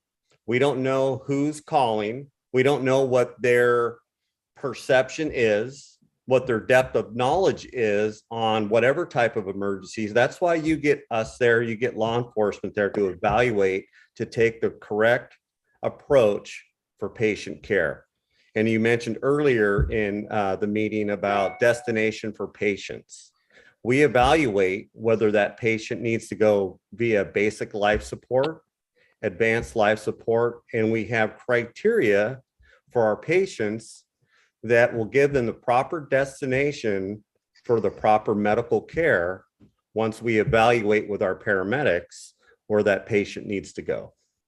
And Commissioner Roman, those stats are all in the monthly report that we provide. There's a breakdown of how many calls are fire, how many calls are medical, hazardous condition, hazmat, and service calls. Got it. So yeah, that's what I was confused about because, for example, we had a 5150 the other day. We called 911. 911 showed up with Matt, which was a miracle, but they did. Matt said they were going to 5150 the person because he had a knife. I said, okay, great. Well, you guys can take him away because everybody was at my business and I had clients there. And I was just like, yeah, okay, let's get this moving. And they said, oh no, we have to now call the fire department. I said, why are you calling the fire department? And they said, oh, because if we put this 5150 in our car and he dies, you know, it's out, we can get sued. So the fire department needs to take his vitals before we take him. And I said, oh, that's strange. So then all of a sudden 2 huge fire trucks pull up, like 6 guys get out, take the vitals, and I'm like, okay, great, now we can get moving. Then they're like, no, now we have to wait for the ambulance to come. I said, oh, well, couldn't the ambulance take the vitals? Oh, no. The fire people have to take, it's like, there was literally 23 people in front of my store for an hour and a half. Mhm. Closed down Santa Monica Boulevard. And it's just like when we're talking about reimagining the way we do stuff in the city, that just seems like way excessive for me. So I want to try to like trim the fat and get these things taken care of so that, 6 guys don't have to come over on 2 huge fire trucks. An EMT doesn't need to come over. MET doesn't need to come over. 16 cops don't need to come over. And so, don't you think can you think of like an easier way to do this? No. And I'll tell you the why.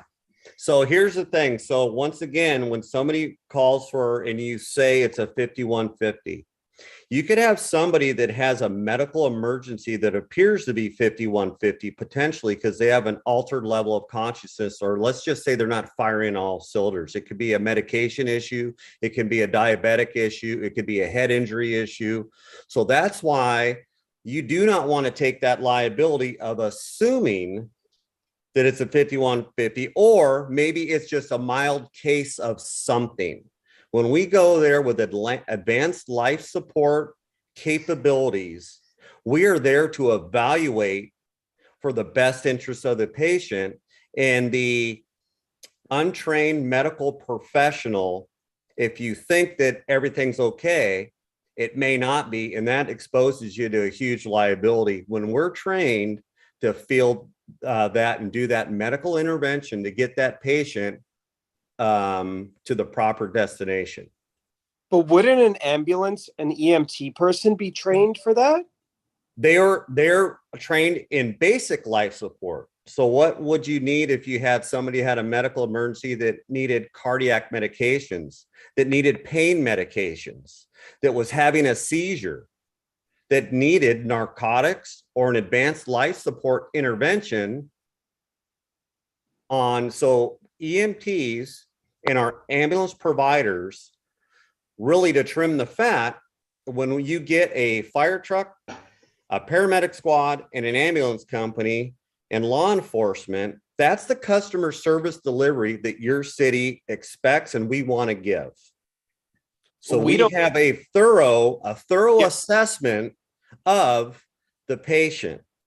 And when that happens, if it is something where we don't need paramedic intervention, then we can transport the patient via basic life support, which would be the ambulance component that you're talking about, to the proper receiving facility to get the proper care for their level of their medical condition.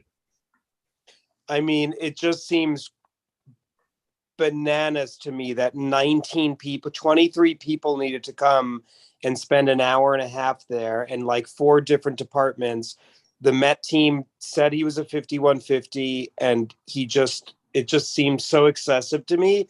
And so that's what I'm going to be talking to the commission about tonight, is like, how can we do this in a much more efficient way? It just seems bloated and it's just too much. Just remember, liability comes with that. Yeah. Okay, thank you.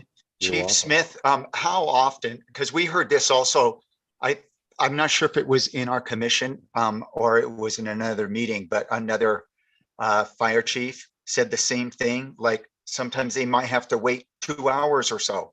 How often does that happen with that sort of a deal? So there's a couple things that happen with waiting. On routine, we don't wait that often, but as you know, sometimes, let's just take the summer. When it gets busy in West Hollywood and your firefighters are busy, your paramedics are busy, the ambulances are busy, sometimes there is a waiting time to get the adequate amount of resources or proper resources to an emergency incident. There's a lot of things that compound on a time for response. I mean, you could have something, truthfully, just in traffic issues in West Hollywood. So there's a lot of different elements, but on routine, in which if you have a certain call in mind, we can actually pull the data. We can look at when our engine company went en route, our paramedic squad went en route, and look at the time they went en route, the time they got on scene, how long they were on scene, and how long it took the patient to get to the hospital.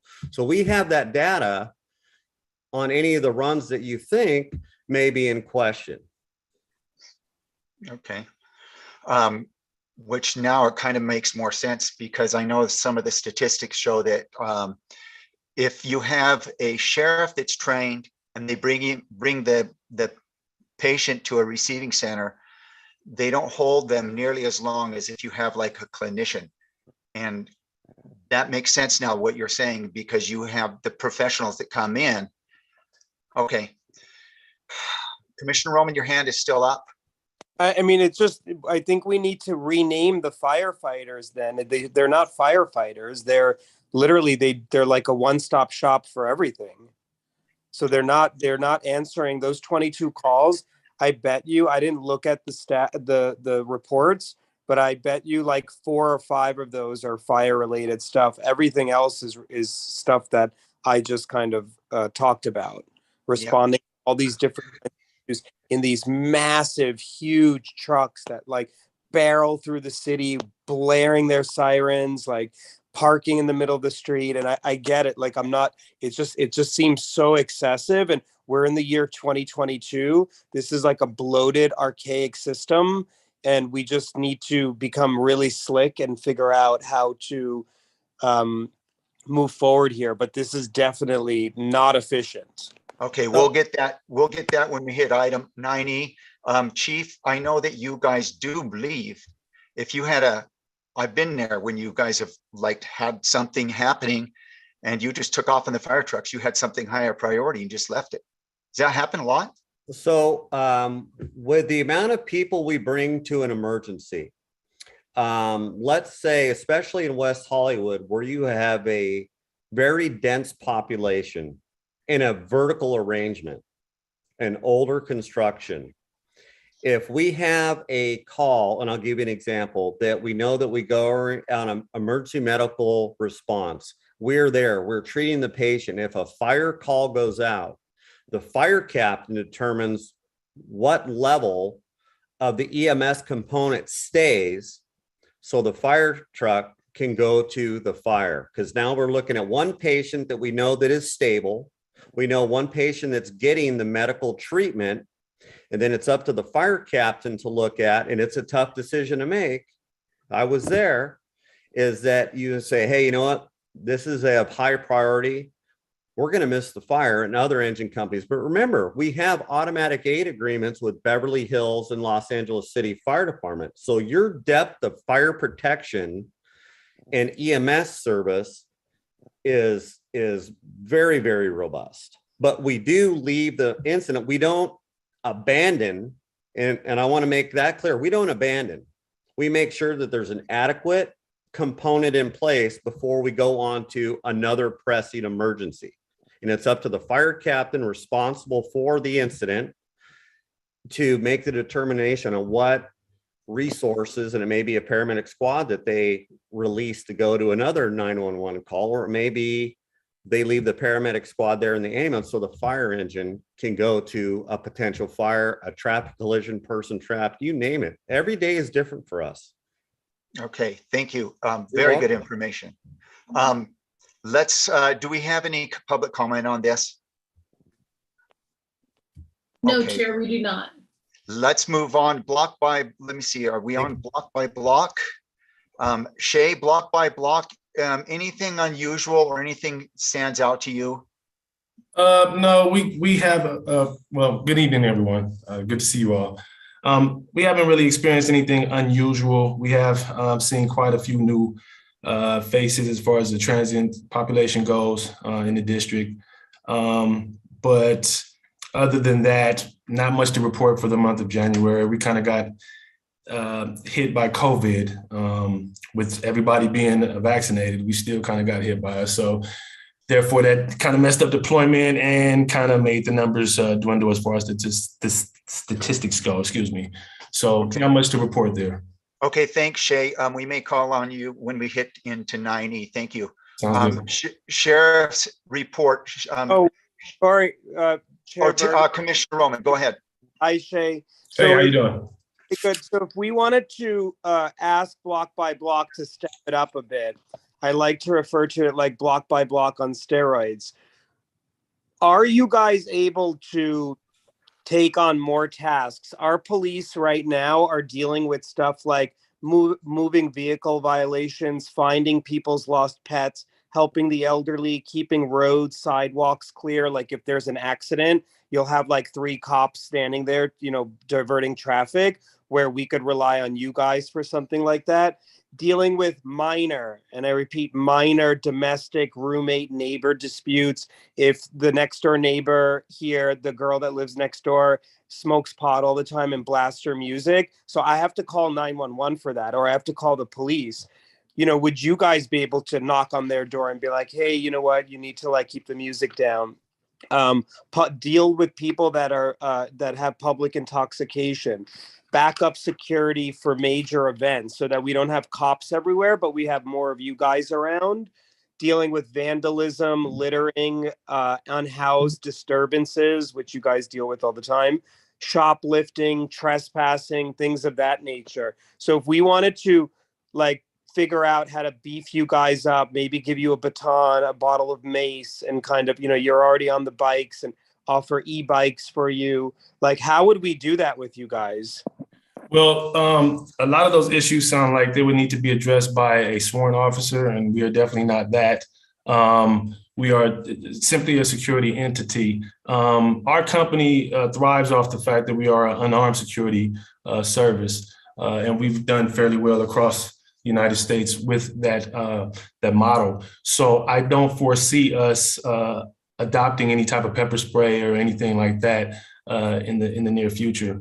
But as far as helping the sheriffs out with different situations that we are able to, as far as capacity, we do that. We do help with traffic control when there are traffic incidents and things of that nature, and anything that is not criminal. So I think that we've been working very well with the sheriff's department. I know there has been a lot of complaints about probably us as well, but I think that we're doing a pretty good job with working with each other.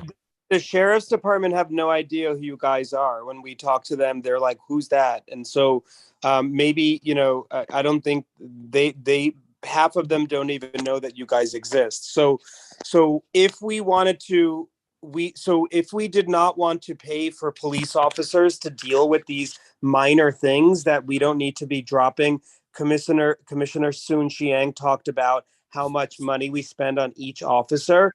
Like, we don't need to be spending that money to deal with these little things. And so I immediately said, oh shit, we can talk to block by block and maybe swear them into our West Hollywood thing and, beef up their thing. So if you guys don't want to do that and you don't want to take that on, then I think that we should be looking at another company to come in to be doing stuff like that. And we can still work with you guys to do other stuff, but it's time that we bring in, a different kind of company that's not as costly as the sheriff's department.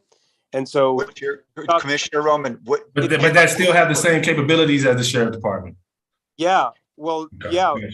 I mean, we've got to figure that out. And I'm not an expert at that, but I know that I don't want the police officers doing that anymore because A, they don't do it, and B, they're getting paid a shit ton of money, and we could have somebody else doing that. And like I said, I was hoping that it would be block to block because I love you guys and you guys actually do a really great job and you're all around and you know, you're on the ground and you know what's going on.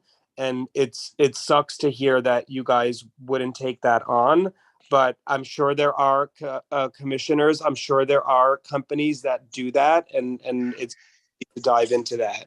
Okay, commission. Let's try to keep it specific questions to block by block now. But you are bringing up some good points that we'll really get into in 9E item.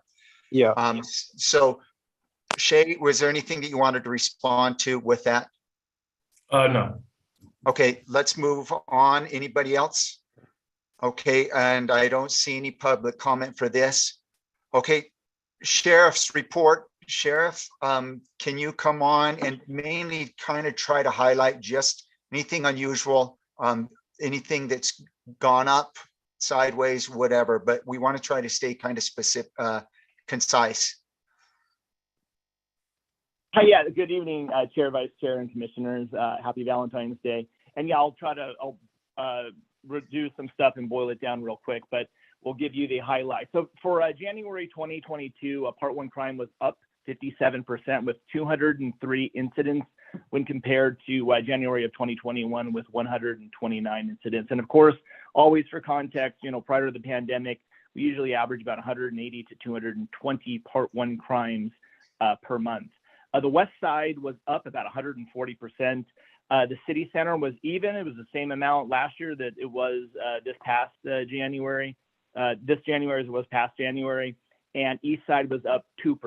So the Part 1 crime breakdown, West Side was at about 62% of the Part 1 crimes occurred there. City Center had 19%, and the East Side had 19%. Robberies were down 50% compared to last January, which is a good thing, obviously. Residential burglary was approximately the same. Aggravated assaults were up about 63%. 7 of the 18 incidents from last month were committed by transient individuals. There were 5 arrests, and 3 of those were transients.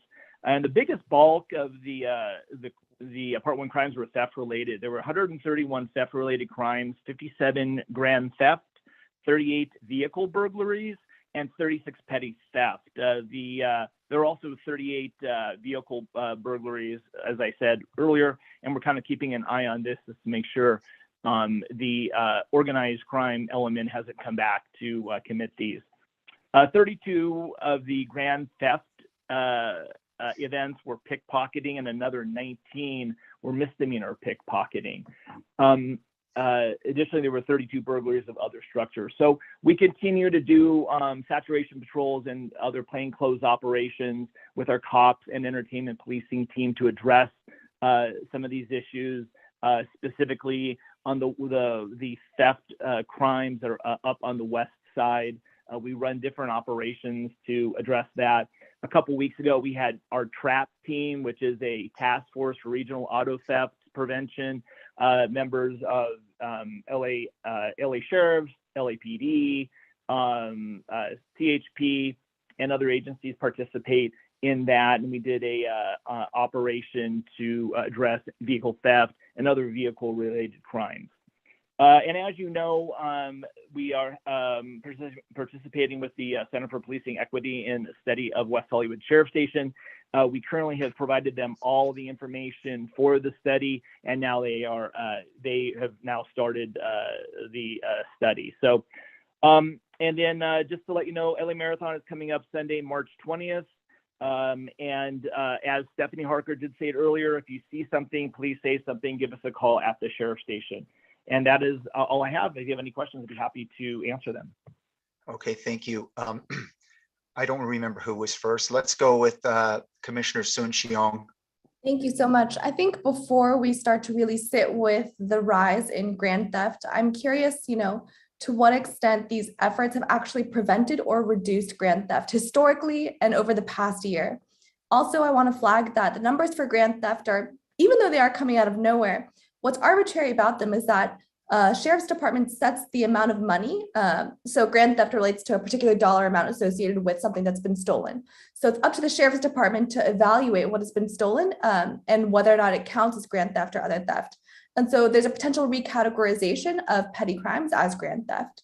And I think as we talk about the contracting discussion around, the efficacy of these interventions, plainclothes officers in our nightclubs to produce pocket crimes, et cetera, I'm curious what the numbers are in terms of prevention. Okay, Commissioner. So I tried to jot down what the three questions there. I think the first one you said, what are our efforts, prevention efforts, doing to address these crimes? So I think that's hard to make a determination, because if something doesn't happen based on what we're doing, that's hard to make that determination that's doing it. So we kind of try to look at then the crime. The best thing we can do is look at the number of crimes that we are having and seeing if our addressing them is going down. So that's one way of doing it. And in terms of the grand theft issue, in terms of the monetary, because state law says it's $950. If it's over that, it's a felony grand theft. It's under that, it's petty theft. So when we contact somebody from the public who's had items stolen, we ask them basically what the value of that item is and to replace. And that's how that is determined from what they tell us. So they have a brand new iPhone that they paid $1,500 for. Will value, they give us a value of what the replacement cost would be. So that valuation comes from them. And then your last question, I'm sorry, what was that? So on your first response to my question, the only way really to understand whether or not intervention efforts are working is the number of grand thefts or thefts that have gone down as these interventions have unfolded. So over the past year, as you mentioned, plainclothes officers in clubs, I'm wondering, is there any track record that this is working, that it's reducing theft? So our plainclothes operations in the clubs, we've had one or two in the last year. Other plainclothes operations, what we do mostly with our special teams is we do plainclothes in like detective vehicles, which are not black and white police vehicles, or we use other vehicles to do patrols in a certain area, or to sit and watch certain areas like the Melrose Shopping District or Santa Monica, or the Gateway down in the East End. And so when I refer to plainclothes operations, most of those are that type of thing. We might have deputies just in plain clothes and then watching. We have uniformed deputies in police cars. Then we can kind of radio, if they see somebody, they radio them to make a stop or talk to somebody if we see a crime committed. So in terms of like the operations for the club, sending plainclothes or undercover officers into that, usually we use our Major Crimes Bureau or our Narcotics Bureau. They have special training and expertise in going in undercover, which is different than plain clothes. And we've run those, a couple of those operations. Those operations will continue in the future as well. Yeah, I guess my question is, we have received crime reports that these number of thefts across different categories are spiking. You've outlined some of the different interventions that the Sheriff's Department has continued or escalated in light of these growing numbers. Can you please give some numbers on the number of thefts that have subsequently been prevented, or theft or quote unquote thieves that have been caught as a result of these interventions over the past year? Yeah, so we have made arrests of people committing pickpocketing in the clubs. I know in the last 6 months, there have been more than several arrests made regarding that. But it's very hard to quantify, obviously, what crimes weren't committed because of our efforts. But what we look at and as an indicator is if we are running operations now, we want to look at like next month, what are our rates looking like? as a result in terms of the theft crimes and in terms of other crimes that we're trying to prevent, such as robberies and so forth. So the robberies, for instance, we had in December members of our Operation Safe Streets Bureau, which are a gang task force, the department-wide gang task force. We had people from Major Crimes Bureau, our department-wide investigators that investigate our major crimes in LA County, and members of our narcotics team, members of our entertainment policing team, and members of our cops team, conducting various operations throughout the last probably 3 weeks of December. And we saw that for January, if you notice, I said that the robbery rate for January was lower and lower when compared to the same time the previous year. So that's one way of kind of looking at those numbers and seeing if we've had successes, but it's sometimes a little challenging. So your answer is several over the past year.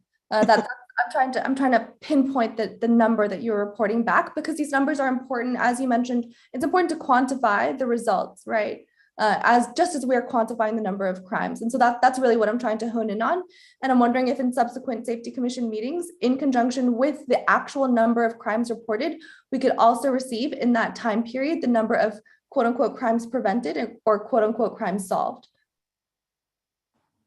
I can, so do you want the in total for the station of all crimes, or do you want like with specific crimes you're looking at, like maybe pickpocketing, burglaries or robberies, like what arrests that we've made in the previous month as well?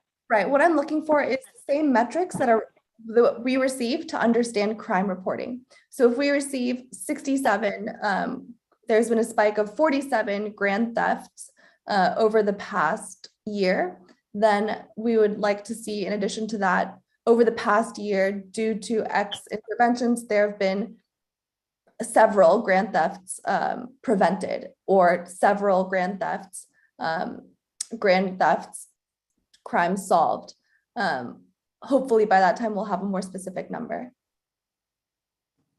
Okay, yeah, and just to be clear, so on grand theft, you want me to just bring in numbers like, so not only what the numbers were for the previous month, but also in the previous month based on our investigations, how many people were arrested like for grand theft that month? Sure, but also prevention, right? Because the point of additional officers patrolling is to prevent these kinds of crimes, and whether or not that's arrests, however that's calculated within the department, an explanation of that. But essentially my point is to try and understand not only the problem, but also the results that we are seeing from our investment in the proposed solutions that you described. Right. So what we can do is we can also pull up like arrests also that were made as well. Sure. Thank you. Hi, Lieutenant Mulder. Hold on a second, Commissioner Roman and Commissioner Balbone.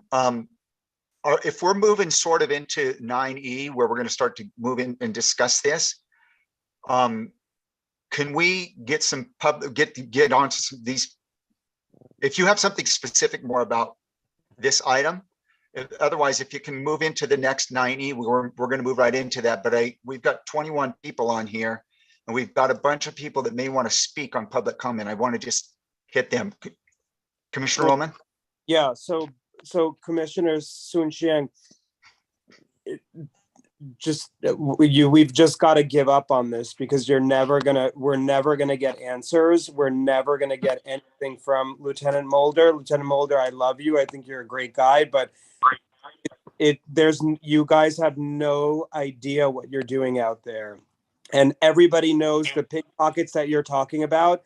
I guarantee you they're happening on the corner of Robertson and Santa Monica Boulevard, specifically at the Abbey. If you're gay, you definitely know somebody who's been pickpocketed from the Abbey. I've been pickpocketed there. Everybody I know that goes there has been pickpocketed there. The solution to that would be to send a plainclothes undercover cop into the Abbey to scope out the situation and arrest these people that are pickpocketing, because these people come from where come to the city, come to the Abbey and walk around and wait for a drunk person and grab their phone. And everybody knows this. It's been happening for years now. I can guarantee that you guys have probably never done that and that you've never arrested somebody like in while they were doing it or shortly thereafter. So the hall system is completely broken. We spent $35 million to pay you guys. You literally, your offices are 15 feet away from the Abbey, and this stuff is happening right under your noses. There's no, like, it's just completely broken. And you know personally what's happened to me over the last few weeks, which I don't even want to go into, but it's just broken, Commissioner Soon-Chiang, and we've got to move away from the way that we're policing. And I've got some really good ideas, but relying on them to do anything, it's not going to happen. And sorry, Lieutenant Mulder, but these are the facts. And I've been dealing with you guys for 15 years and it's a nightmare. And I'm sick and tired of it. And we need to start dismantling and start launching new ideas. Okay, Commissioner Roman, thank you. Hang in there and I want some of the public to come in. And we're going to move into 9E in a second. Lieutenant Mulder, do you want to respond to that? So you mean in terms of if what Commissioner Roman said, whether we could provide that information or not? What exactly? If you want to respond, you can. What he's saying, is it true? You know, I'm just looking. We want to hear your side of the story, I guess, on those things he talked about. Yeah. So we, you know, as I said earlier in my comments, we have done some plainclothes undercover operations inside clubs. And that is something that we are continuing. And we're in discussions right now, actually, with our HIDA task force, with our narcotics bureau. They are the people who originally did it. They will be coming out and doing more in the future at the clubs in West Hollywood, because this is a pretty serious situation, both with drink spiking and with the pickpocketing that's going on. Okay. Hang on, everybody, to the thoughts that you have, because we're going to move into 9E. And Chair, yeah. Before we take comment, because this has run much longer than I thought it would have, we only have Corey Plank for a few more moments. So as you begin the discussion in 9E, she's only available for a few more minutes to answer questions about the behavioral health crisis unit. So you need to take that item first if you want to be able to ask Corey questions, if that makes sense. Yep, that does. Okay, let's move to 9E. Everybody, we're going to hear from Corey Plank first, and then we'll hear from you residents that have been waiting, and thank you for waiting. Go ahead, Corey. Thank you, Chair. I'm really just here to answer questions. So whatever questions, I understand there are some questions related to the proposed behavioral health crisis response unit, and I'm happy to answer questions that you have. Okay. How many people do we have that want a public comment on this? We have, I think we had Genevieve Morrill from the Chamber of Commerce as one that was listed. Is that true? Yes, that's correct. That's the only person. We also had written comments that were submitted to all of you that you've received about 9E. And of course, you can ask for raised hands in the meeting after Jen speaks. Okay, I think let's have Jen speak because we might have some questions that we can ask. And Jen and you other public, listen in and get ready to ask some questions and comment too. So let's have Genevieve Morrill speak. Let's go 2 minutes, Genevieve. Thank you for coming. Is she still on here? Genevieve Morrill? Yes, Commissioner Berger, are we on 9E? Yes. Okay, thank you so much. Good evening, Commissioners, Genevieve Morrill, and CEO for the and President for the West Hollywood Chamber of Commerce. I want to thank our commissioners for their innovative ideas and their work in concert with our sheriffs, block by block, and our public safety efforts. We also applaud our sheriffs and our agencies such as Essentia And while you have received reviews and feedback about these agencies, I want you to know that we met with 40 to 60 businesses a week for over 2 years that will tell you the opposite of what you are hearing, and applaud the efforts of our law enforcement and the agencies, especially Essentia, who people say they have called and have taken care of their situation.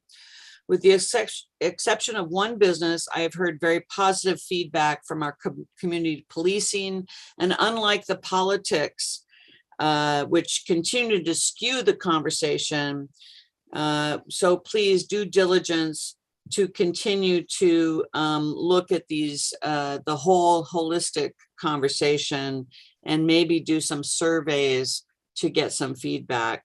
They're doing good work. And they've conducted, so we need reform. Yes, we need reform, of course. But throwing out the baby with the bathwater is not the answer. And to look at this in a vacuum is unfortunate and not the reality. Public safety issues have escalated in the past years for a perfect storm of reason, including COVID. And I know many, including those on the commission, think that sheriffs have done nothing to stop crime or thwart issues that arrive, but I can attest that this is not the case. My goodness, just during COVID alone, they have stopped robberies and vandalism. They have stopped planned attacks, etc. And it's so disheartening to hear the negativity. I would ask Chair Berger if I could have another minute. Yeah, go ahead, Genevieve. Thank you.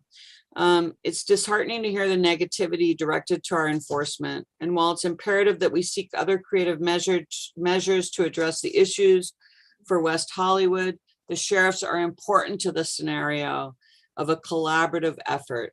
So all of these things, boots on the ground, ambassadors, citywide camera programs, yes, it's time for new creative ideas, but not at the expense of being penny wise and pound foolish in reinstating 2 deputies, which were very effective and important to our entertainment districts.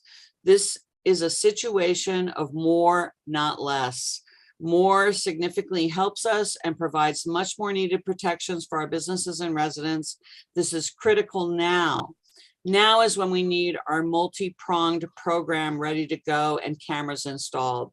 Please help us out now. Recommend to add more sheriffs into the budget. You may be considering a city of 35,000 not needing this kind of budget. And I don't need to remind you that the tourism is our #1 economic driver, with over 1.2 billion in economic direct spending into the economy. The city swells to over 100,000 any one weekend night, and that tax from that money is to the city as unrestricted funds that go to social services. We hope that in addition to these amazing new creative public safety recommendations that you are recommending, which I applaud, we also recommend a couple more deputies into our entertainment districts. Thank you. Thank you, Genevieve, and thank you for coming. Any more public comments? Okay, Commissioner Roman. So this is for Corey Plank, because I know Corey's got to go, right? Yeah.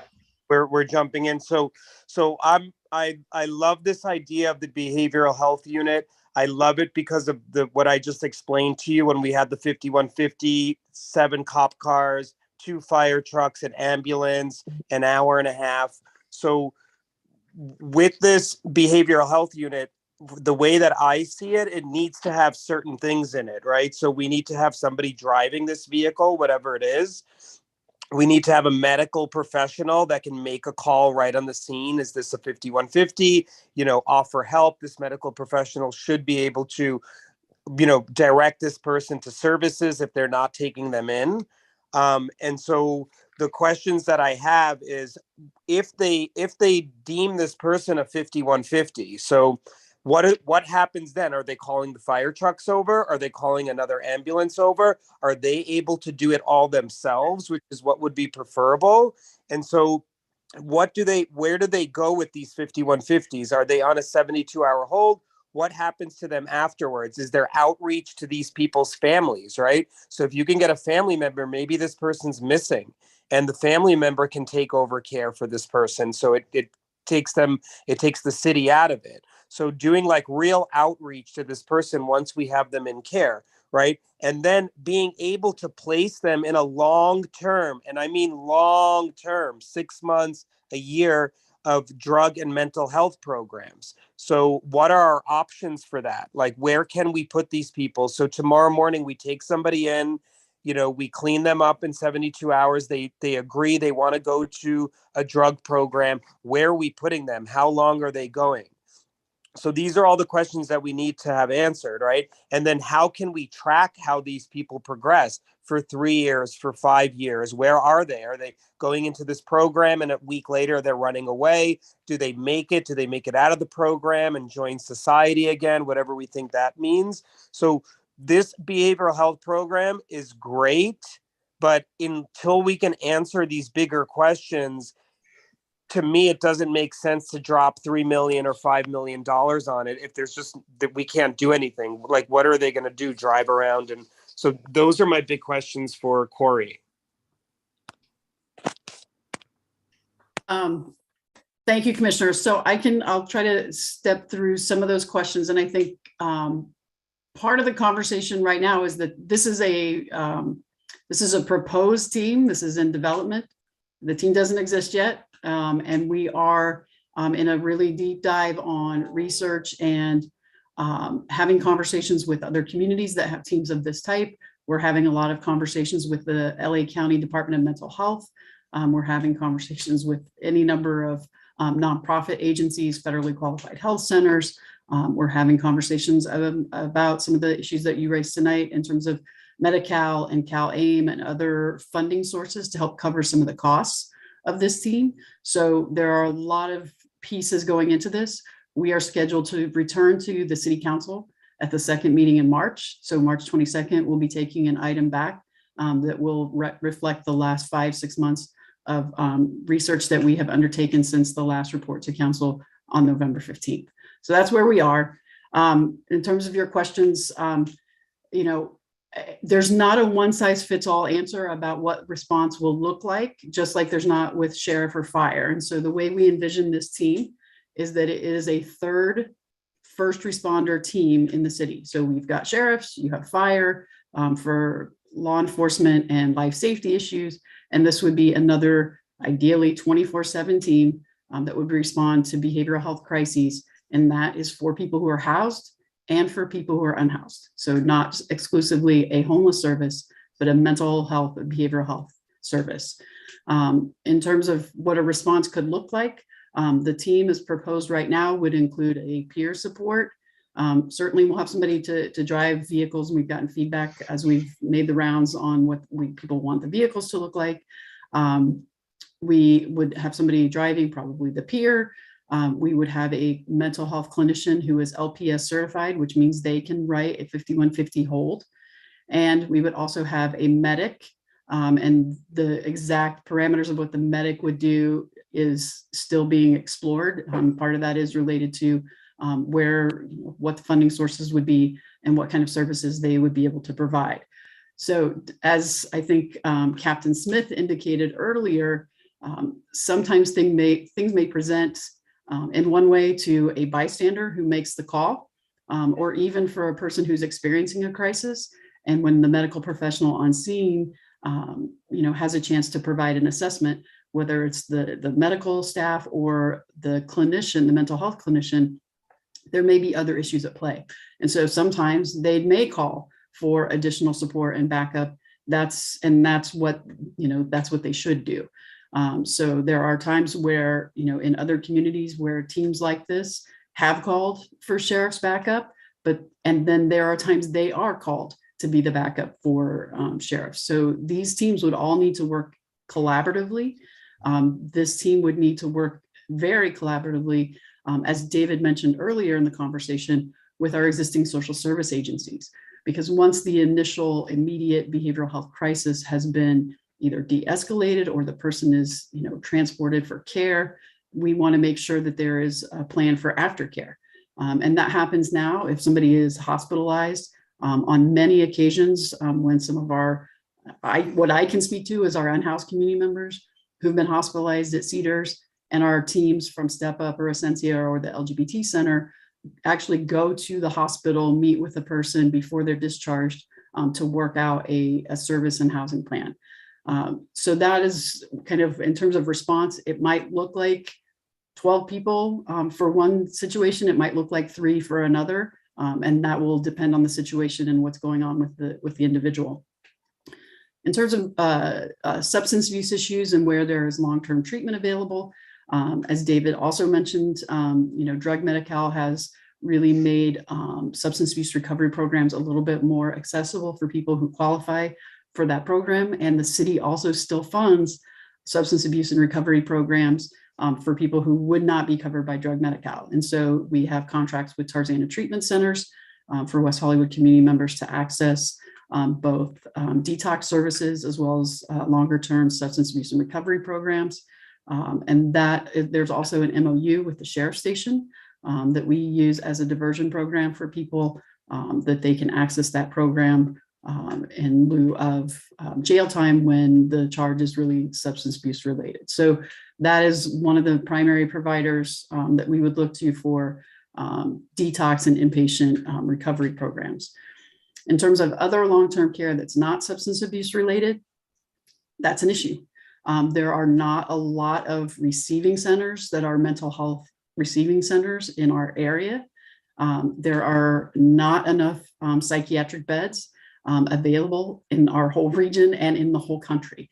The RAND study also just did a report on the lack of psychiatric beds available for adults in LA County.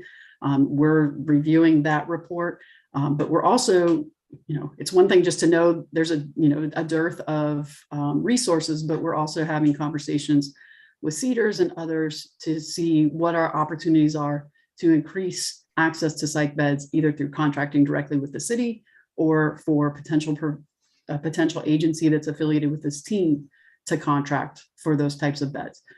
That's a challenge because there just aren't enough of them. We continue to raise that and make the County Department of Mental Health aware of that. They know. We're also looking at some potential advocacy efforts in partnership with some of our collaborative agencies to advocate for more of those receiving centers that are the urgent care mental health receiving centers in our area, as well as advocating for expanded definition of gravely disabled.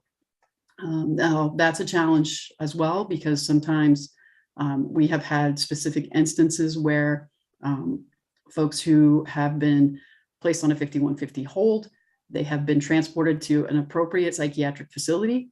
They have received treatment, but then, and then there's been tremendous advocacy where our agencies have spoken to the facility staff. Our MET team clinician has spoken to the agency staff. City Council has written letters of support for the person to receive treatment, but they, are medicated. They go to the hearing, they present well at the hearing, and the judge does not allow them to be conserved or even a temporary conservatorship. And those are systemic issues that we will have to continue to address as we work through this process. We won't be able to solve all of them. It's a much bigger system, and it's a very challenging system. If any of you, have tried to access mental health care for yourselves or for loved ones or friends, it is a very, very challenging system to work through and get care. We are going to work in all the ways that we can to kind of break down some of those barriers, but barriers will still be there. We will go through all those steps, as I mentioned, that we've already done in certain instances for some of our community members, and the judge will still say they can meet their daily needs and they release them. And then that next 5150 is all that much harder because they are distrusting. They have been traumatized by the experience. It is a traumatic experience. So let's not pretend that 5150 is something that we would implement without a lot of thought and care, because it is a traumatic experience for people. And so we do have to look at how do we kind of move those things forward. And then I think your last question was about tracking progress or connecting with family members. And that is certainly something that we do when people are Unhoused is to try to see if there are family members, sometimes particularly with youth, who've come to West Hollywood from other parts of the country, and that still happens with great frequency. Sometimes there is a family member who has been looking for them, and we can get them connected when we know there's somebody to receive them on the other end.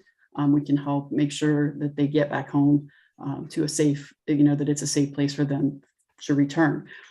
Tracking people's progress 3 and 5 years out really will depend on the person. And one of the things I think David mentioned too, in that connectivity with our agencies, is that our hope is that once the immediate crisis is settled or a person has had treatment, that if they need it, that they have an ongoing agency home that can be a place where they receive medication, or, counseling or other services post the, immediate crisis.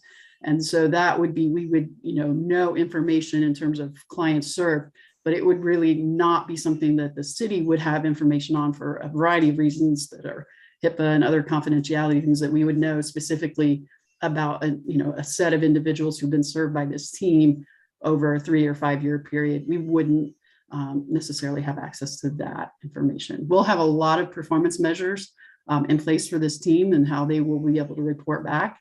But that tracking with kind of individual narratives over time is probably not something we'd be able to provide. And I think I answered everything, but if I didn't, I'm happy to answer whatever else. Commissioner Oliver. Hi, Corey. Thanks for being here tonight. I just wanted to see, and I realize it's such a delicate subject, like we need to be careful to not feed into the stigma of mental illness, but obviously we want to be providing genuine, necessary medical treatment to people.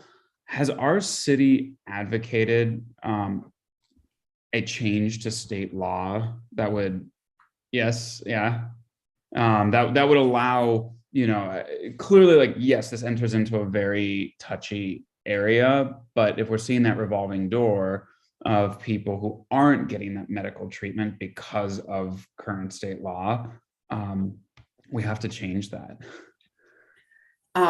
So the answer to your question is yes. Our strategic initiatives team pre-COVID made a trip to Sacramento and met with a variety of organizations and stakeholders in Sacramento to talk about the conversation about expanding the definition of gravely disabled.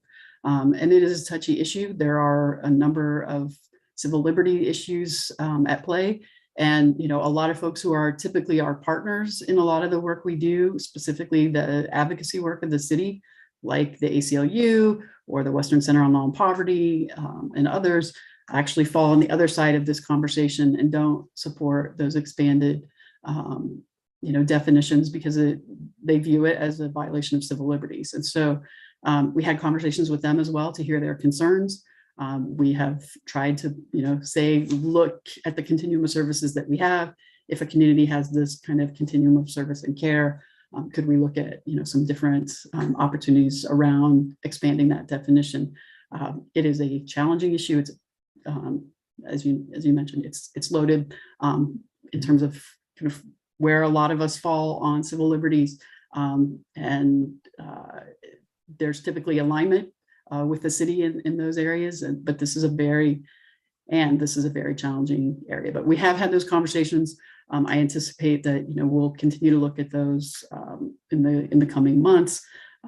There hasn't been a lot of activity in that front. There's not legislation right now that we can take a position on related to that expansion of the definition. That makes sense. It seems though, obviously we all want to respect civil liberties and don't want to infringe on anybody's rights, but it seems that we're expecting, a small percentage, but a percentage of the population that can't arrive at that conclusion on their own, specifically to arrive at that conclusion on their own, that they are in need of that medical attention. And then in terms of advocating for more receiving centers and psychiatric beds, what can we do? Because we are at a point now, and I realize as we're one city in among many, but our leaders at the county and the state level, you know, is there a sense of urgency, you know, for what we're experiencing and what people are experiencing here at the local level? Or is there a disconnect there? And how can we advocate more effectively? It's a great question. And I think part of that is still to be determined. So I think the urgency around the county Department of Mental Health is on these alternate crisis response units. They are working, I think, as quickly as they can, and have described it as, you know, trying to build the plane and fly it at the same time. And we're on kind of parallel tracks in that way. We're trying to kind of build our plane and get ready to fly it at the same time. I do think there's some urgency there. And I think as we kind of see what the opportunities look like for specific directed advocacy, we will be certainly happy to share that with all of you and ask you to join in that work. Thank you. Corey, I have some. First, I want to acknowledge the work that the county's doing. I go on every one of those calls. The alternative crisis response. They've had a steering committee with Dr. Sharon, and they've had the sheriffs. They got a good steering committee. They've hired RI International, who has experience in this. They've tested out the therapeutic. They've got a pilot with a therapeutic transport van, something like you guys are talking about. I'm wondering, because there's 10 million homeless, something like that, in Los Angeles, and something like 88 municipalities. The ability of them to work together and coordinate across, so we're not all in our silos. I want to know a little bit about what you guys are doing to ramp up for when the county launches this. They've said they have three things they call it: somewhere to call, someone to send out, and someplace to go. And all three of those are having trouble. We don't have dispatch centers. We don't have, the main one, I believe, is somewhere to go. Where do the people go? I don't believe that this idea about building housing is working. It's just not practical. I mean, we have more homeless that are coming in. It costs us over $600,000 per unit, I think, in West Hollywood. I would like to see some attention going on to something where we build a big area, maybe with the Army Corps of Engineers to come in, big tent area or something, so they have somewhere to go. We're running into a lot of challenges here.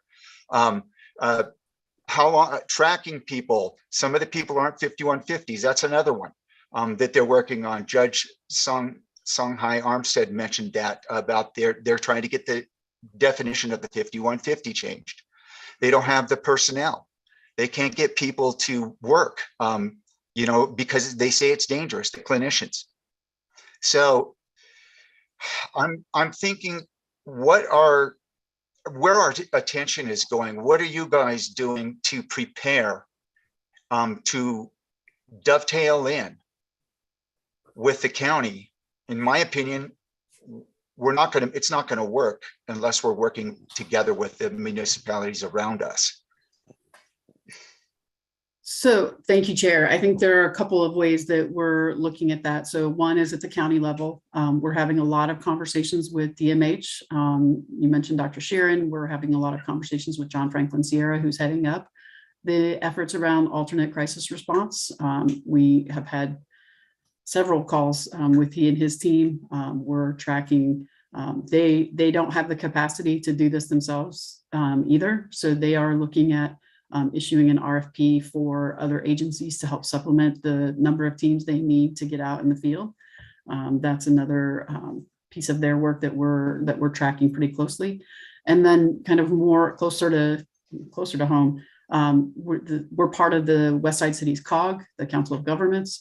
There is a homeless working group that the city is actively a part in with Culver City, Santa Monica, Beverly Hills, the LA City and LA County jurisdictions that are in that area. We have ongoing monthly conversations. We have been also talking about these behavioral health units because all of our cities are looking at some variation on that theme. So they look different because the cities are different. Not all the cities are contract cities. Some have their own police and fire departments, and they're looking at how to leverage those systems as well. But we're in frequent conversation about these teams and how they will interact with each other. Our folks move back and forth between jurisdictions. Nobody is necessarily staying in one of those jurisdictions all the time. So some people that move back and forth. The coordination and the technology to do that is important. City staff recently completed a training that will allow them to have access to the county HIMS system. And so that we can, review where, people are in those systems. So there's a lot of communication and coordination that's happening, probably in some ways more than I've seen on some of these issues, because it is just such a needed intervention in all of our cities and throughout the county. Commissioner Hallman. Thank you, Chair. Corey, you and I have spoken several times about this. It just seems like we're missing something. Like, I understand that COVID has changed everything and complicated everyone's lives on so many levels that, for years, we're still going to see the results of what COVID has done to us. But I just continue to struggle with, how can this be better? And was there ever a time when this did work better? Like, what are we missing? And I don't know if you remember, a few years back, there was a facility at Sunset and Formosa that housed individuals. I don't know what type of individuals, but it seemed like a failed experiment, because what it did to the East Side with the number of individuals that were all of a sudden in this community, out in the community, creating problems for the community, to me was poorly managed and handled. And I would love to know what agency was in charge of that facility. Did we give them money? How active were we as a city in overseeing what they were doing? Because it was a nightmare for the community. That facility is outside the city of West Hollywood and wasn't funded by us. Okay. Do we know what agency was in charge of that facility? I have to go back and look and see who had that site specifically, because there are a couple of motel conversions that happened on Sunset, and I'm not sure who had which ones. Okay. Well, is there a time where this worked better? Like, have things changed? Like someone mentioned earlier, do we need to lobby harder for laws to change? I just struggle with how I feel we don't always help our unhoused as best I feel we could. So there's maybe two things there. If when did this work better in terms of mental health care? It hasn't for a while, but I think the access to mental health care is the county has the Department of Mental Health, and that is challenging. That has been challenging. It remains challenging. I want to take a different tack, though. I think in terms of and Chair Berger, you mentioned this too, in terms of getting people staffed up, getting clinicians and frontline workers. That was tough work pre-COVID. It's been made even tougher during COVID. And so I think one thing I would add here is, may individually not like certain ways teams have responded or so forth, but those teams are, they are frontline workers. They have been trying to get our community members into service, and they have been successful in many, many cases in getting people into service. It doesn't happen fast, though. And I know that that's frustrating for for us as residents, it's frustrating for us as business owners, it's frustrating for us as staff. We know who these folks are as well. And so, yes, sometimes it takes too long to get somebody to go into service because we have to build relationships, build trust, have conversations, one kind of interaction at a time, because a lot of these people have, as we've talked about, mental health issues, substance abuse issues, trauma. So we have done demographic surveys of our homeless community members over the last few years. We haven't been able to do it the last couple of years because of COVID. But we know that a lot of our population look like the rest of West Hollywood. We have a large LGBT population. We have a large HIV positive population among our homeless community members. And we have a lot of folks who have experienced abuse and trauma. And so that makes it really hard for some of them to accept help. Now, the other part of this is that we don't, what I will also say about what the agencies have done, our last homeless count was in 2020, right before COVID hit, and our number was 112. And over the last 2 years, our agencies have housed 106 people. Now, that doesn't mean there's 6 people left on the streets, because you and I all know that's not true. But 106 people over the last 2 years is nearly our full count. So if that's true, we've got the data to back that up, then there's an issue about inflow into homelessness. We have to continue to do prevention, as you've mentioned tonight, but it's also that people come to Los Angeles from other parts of the country. This isn't just a West Hollywood issue. This is an issue, it's an issue nationally, but it's certainly an issue in LA County. And so, we are also impacted by what is around us. And frankly, the lack of housing policies in the other areas around us, the lack of inclusionary policies, the lack of affordable housing policies, the lack of rent stabilization has had an impact, not just on the other parts of the county, but it's impacted us as well. Even though we have those policies in place, people move throughout the region freely. And so some people are in West Hollywood because they also feel safer for them to be here than to be in other places. That was a long answer to your question, Commissioner Hallman. I know, and thank you. I appreciate the work your team does. I just think you need more support. I really do.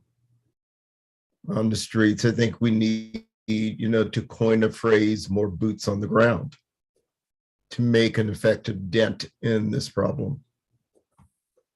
Thank you. Thank you. Commissioner Roman? Yeah. So I just wanted to say, when you think about where these people go, and when we're thinking about where we're putting them, right? So I put it into 3 categories. There's the drug addicted on the streets, homeless person who would accept help and, needs to be put into a great program. There's a program in San Pedro called House of Hope. It's for females. I know it because my mom's an addict and she's been there. It's a 6-month program, and you go in and you live there for 6 months. It's incredible. And then from there, my mom moved to Palm Springs and was in a halfway house, sober living house for a year. She got out and she's been doing well. But, there are programs out there. So it's just partnering with those types of programs. So that's one kind of human. There's another kind of human who is completely they just need to be, they've lost it, and unfortunate, it's unfortunate. They don't have any family to help them. They've completely, they're suffering from severe mental illness, and those people need to go somewhere indefinitely. Right. And then there's this third person that's growing, and it's this person that just doesn't want to be a part of our society anymore. I don't have the time. They don't want to graduate high school and go to college and get married and get a job and have a kid and go to work every day and get a mortgage and do all those things. And so I don't know if any of you have been to Israel, but they have this, they have these things, they're called kibbutz. And it's kind of where people don't want to be a part of this crazy society that we've created. And they go into these places and they find their role within a community and they live. Some are in charge of growing food. Some are in charge of cleaning. And they just have some do music and some do arts. And they live in these really cool communities. You can go and stay in them as a tourist. And they kind of have one now out past Palm Springs. I think it's called like East Jesus. And it's like a pop-up and they just kind of do it, but maybe like more formal ones that where people that just don't want to be a part of our crazy society can go, and they're not insane, they're not completely drug addicted, but they just don't want to be a part of this like rat race that we're all in. And so creating these kinds of spaces, there's lots of room out in the desert, and creating these kinds of spaces for people to go. And I feel like that population is just going to grow with the as things get automated and we don't need people for jobs anymore. Like, this community will grow. So I don't know if anybody's looking into setting up places like that. I would love to go and volunteer at one of those places, but kind of like dividing people into these kinds of 3 groups, and then I'm sure other groups will grow, but these 3 basic groups I feel like is really what we need. Okay. I'm trying to think of how we can get some tangible outputs from these conversations. Everybody be thinking about some sort of motion, some sort of policy. I know we're talking kind of a big landscape sort of things, which is valuable for council as well, because it gives the spirit of what we're talking about as well. Corey and you people and staff, you can read between the lines what the people what our commissioners are saying. I don't want to, we have some priorities that staff really wanted us to weigh in on. And I still want to come back to these things as well.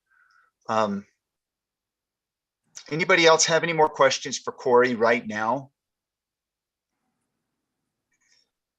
Okay. So Chair, what I would just add in terms of this particular work is that we are scheduled to go back to council again, March 22nd. If you have thoughts that you want to share with us, you can certainly email Kristen. She can share it with me. You can send it to me directly. Most of you have my email address as well. Be happy to take that feedback. You may recall that we came to the commission as we were going through the process before the November council meeting, and used your feedback then to inform the kind of scope and shape of that item. We are going to go back, so you'll have a chance to review the updated item that will have additional research and information. And so at this time, that's what we would ask is if you have feedback specific to behavioral health unit, share that with us directly, with me directly. And then we'll make sure that you have a chance to review the item. We'll make sure that that gets sent to you once that agenda is posted for your review. And obviously feel free to reach out to the council members with your thoughts on that item. Corey, before you go, thank you. I have an idea, and I'm just going to throw this idea out, and I want to see if it's plausible, because when I was on the call last time with the ACR, the Alternative Crisis Unit, I brought this up and they said they had a whole bunch of money coming in.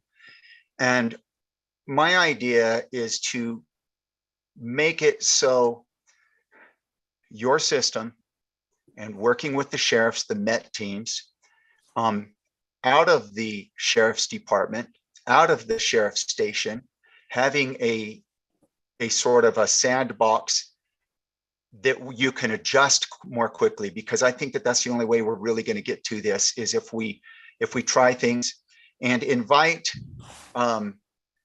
the steering committee from the county to be in our sheriff's station and work on this and test things out as part of maybe some kind of a deal we could work with them where they're there. We have therapeutic transport vans. We're a pilot. We're just a pilot. We build the receiving centers or whatever so that we can be a beacon.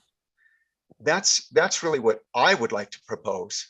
You have some sort of measurements, but I just think we need to be a lot more agile, and we need to try things, and we need the personnel right in there with the dispatch. You have peer units in there, several people listening to calls when they come in.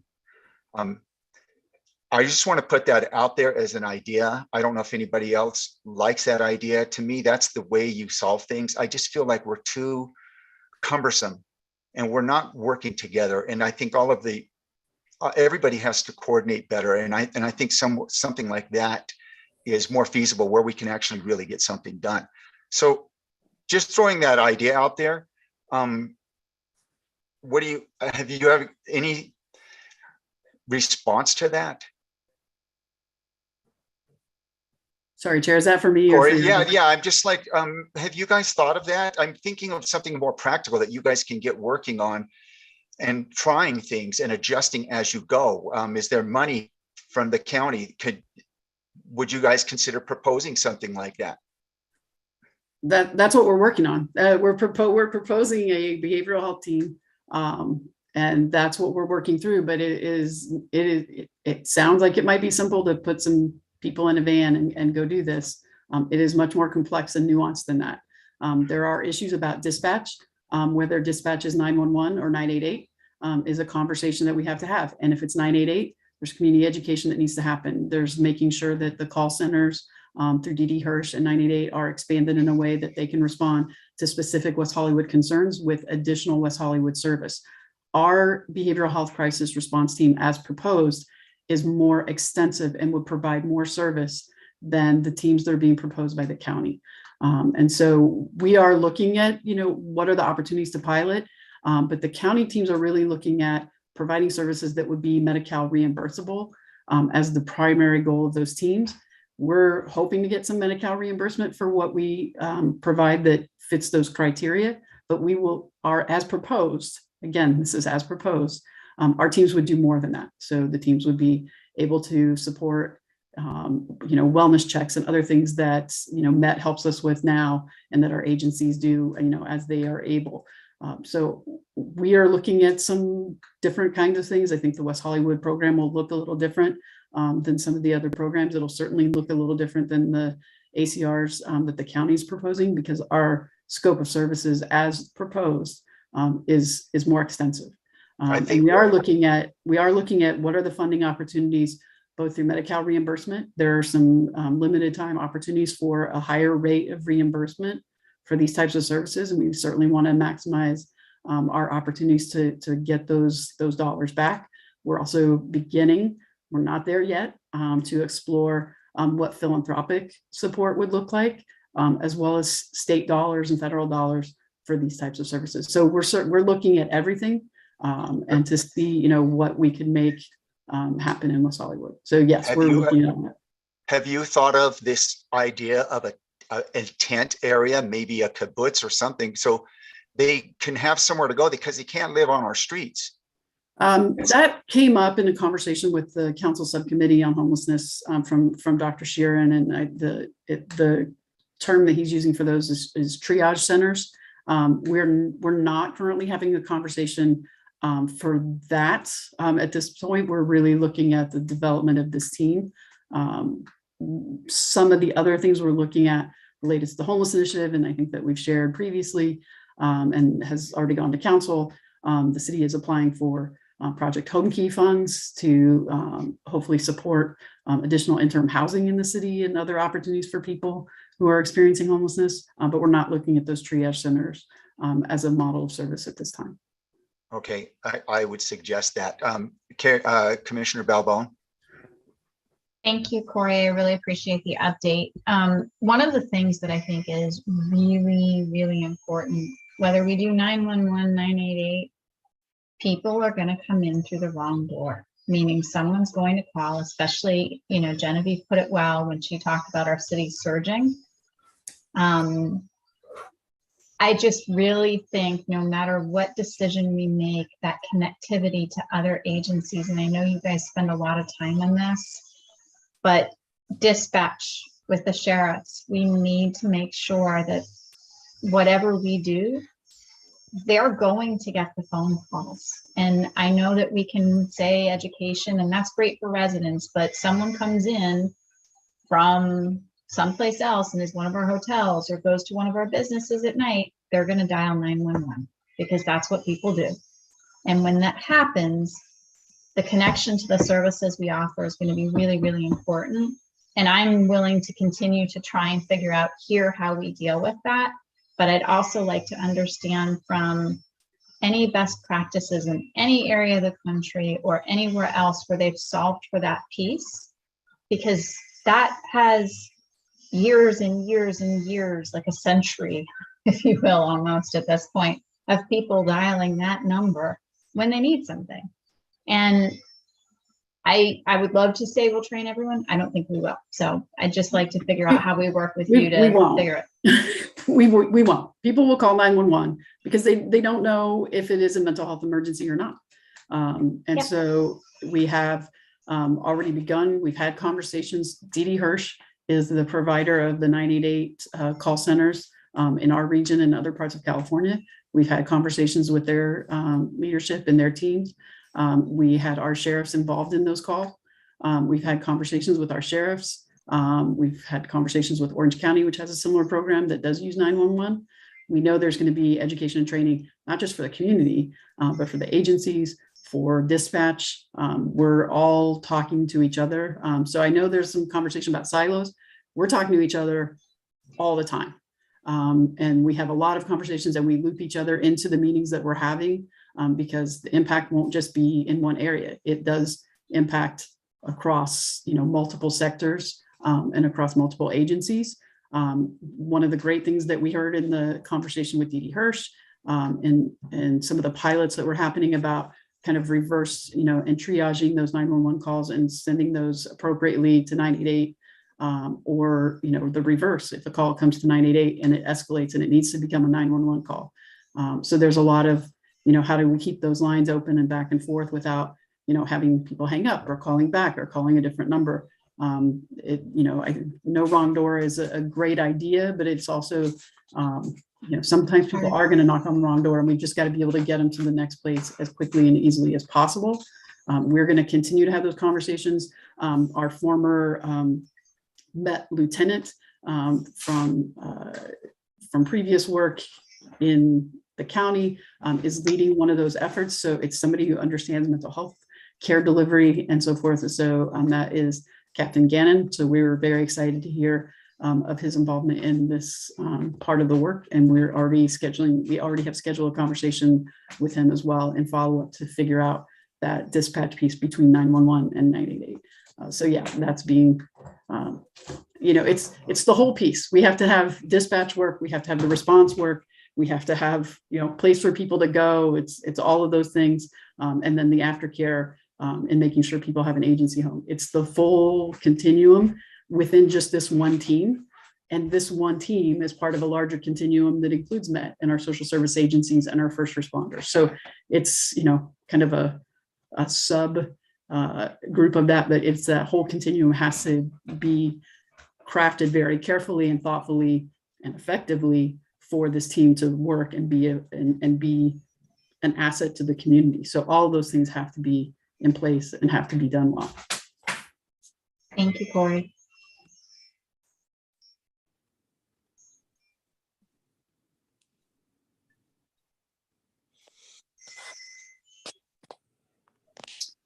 Chair, you're muted.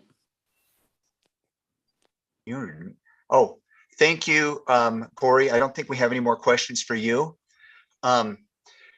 Okay, commissioners, can we try to move through these items that staff mentioned? And the first one is going to be, do we want to increase block by block ambassadors' presence on the west side, the movable kiosk, and levels of block by block in general?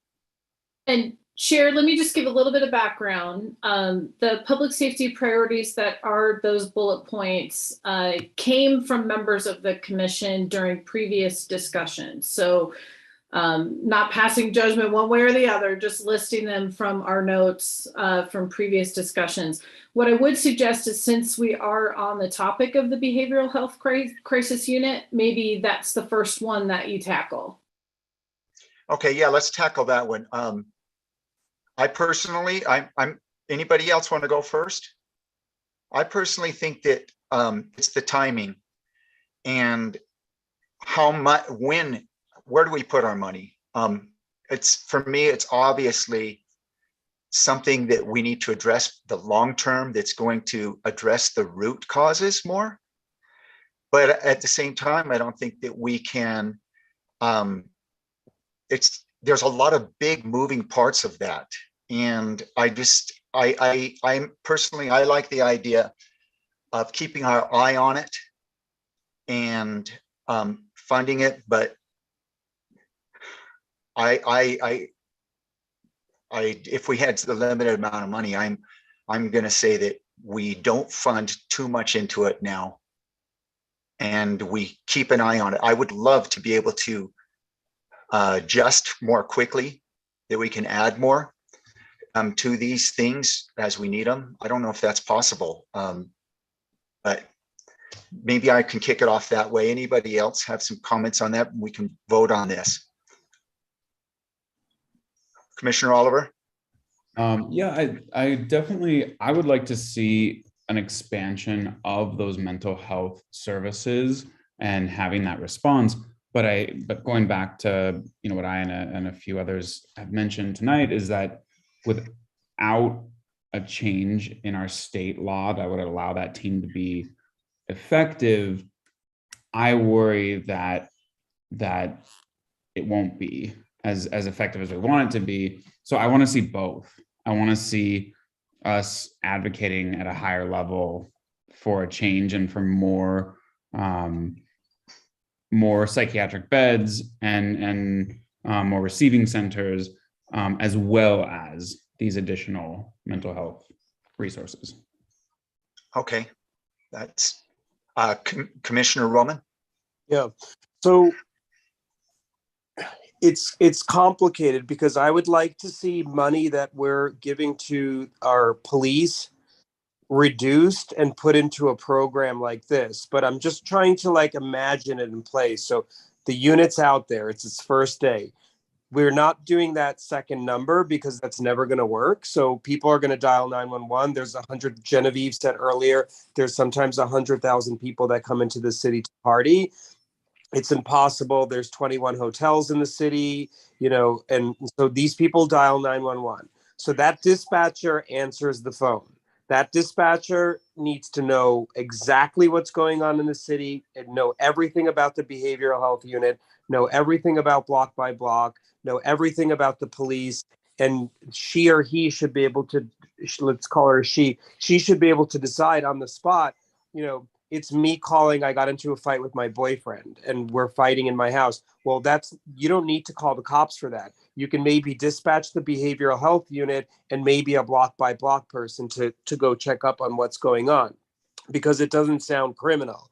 So in that sense, I think it's great to fund a behavioral health unit because it reduces our reliance on police. Right now, we're programmed to call police for everything that happens. If there's a cat stuck in the tree, if there's a rape, if there's a murder, if there's, a mentally ill person, if there's someone sleeping in front of your house, we just call the police. So if we can start to break away from calling the police, and Mulder should be happy to hear this, for every fucking thing that happens, we call the police. Well, let's call the behavioral health unit because I'm getting into a fight with my boyfriend and I think that he's having an episode and he's not violent. He's not doing anything, but, it'd help for the behavioral health unit to deal with it, not the police.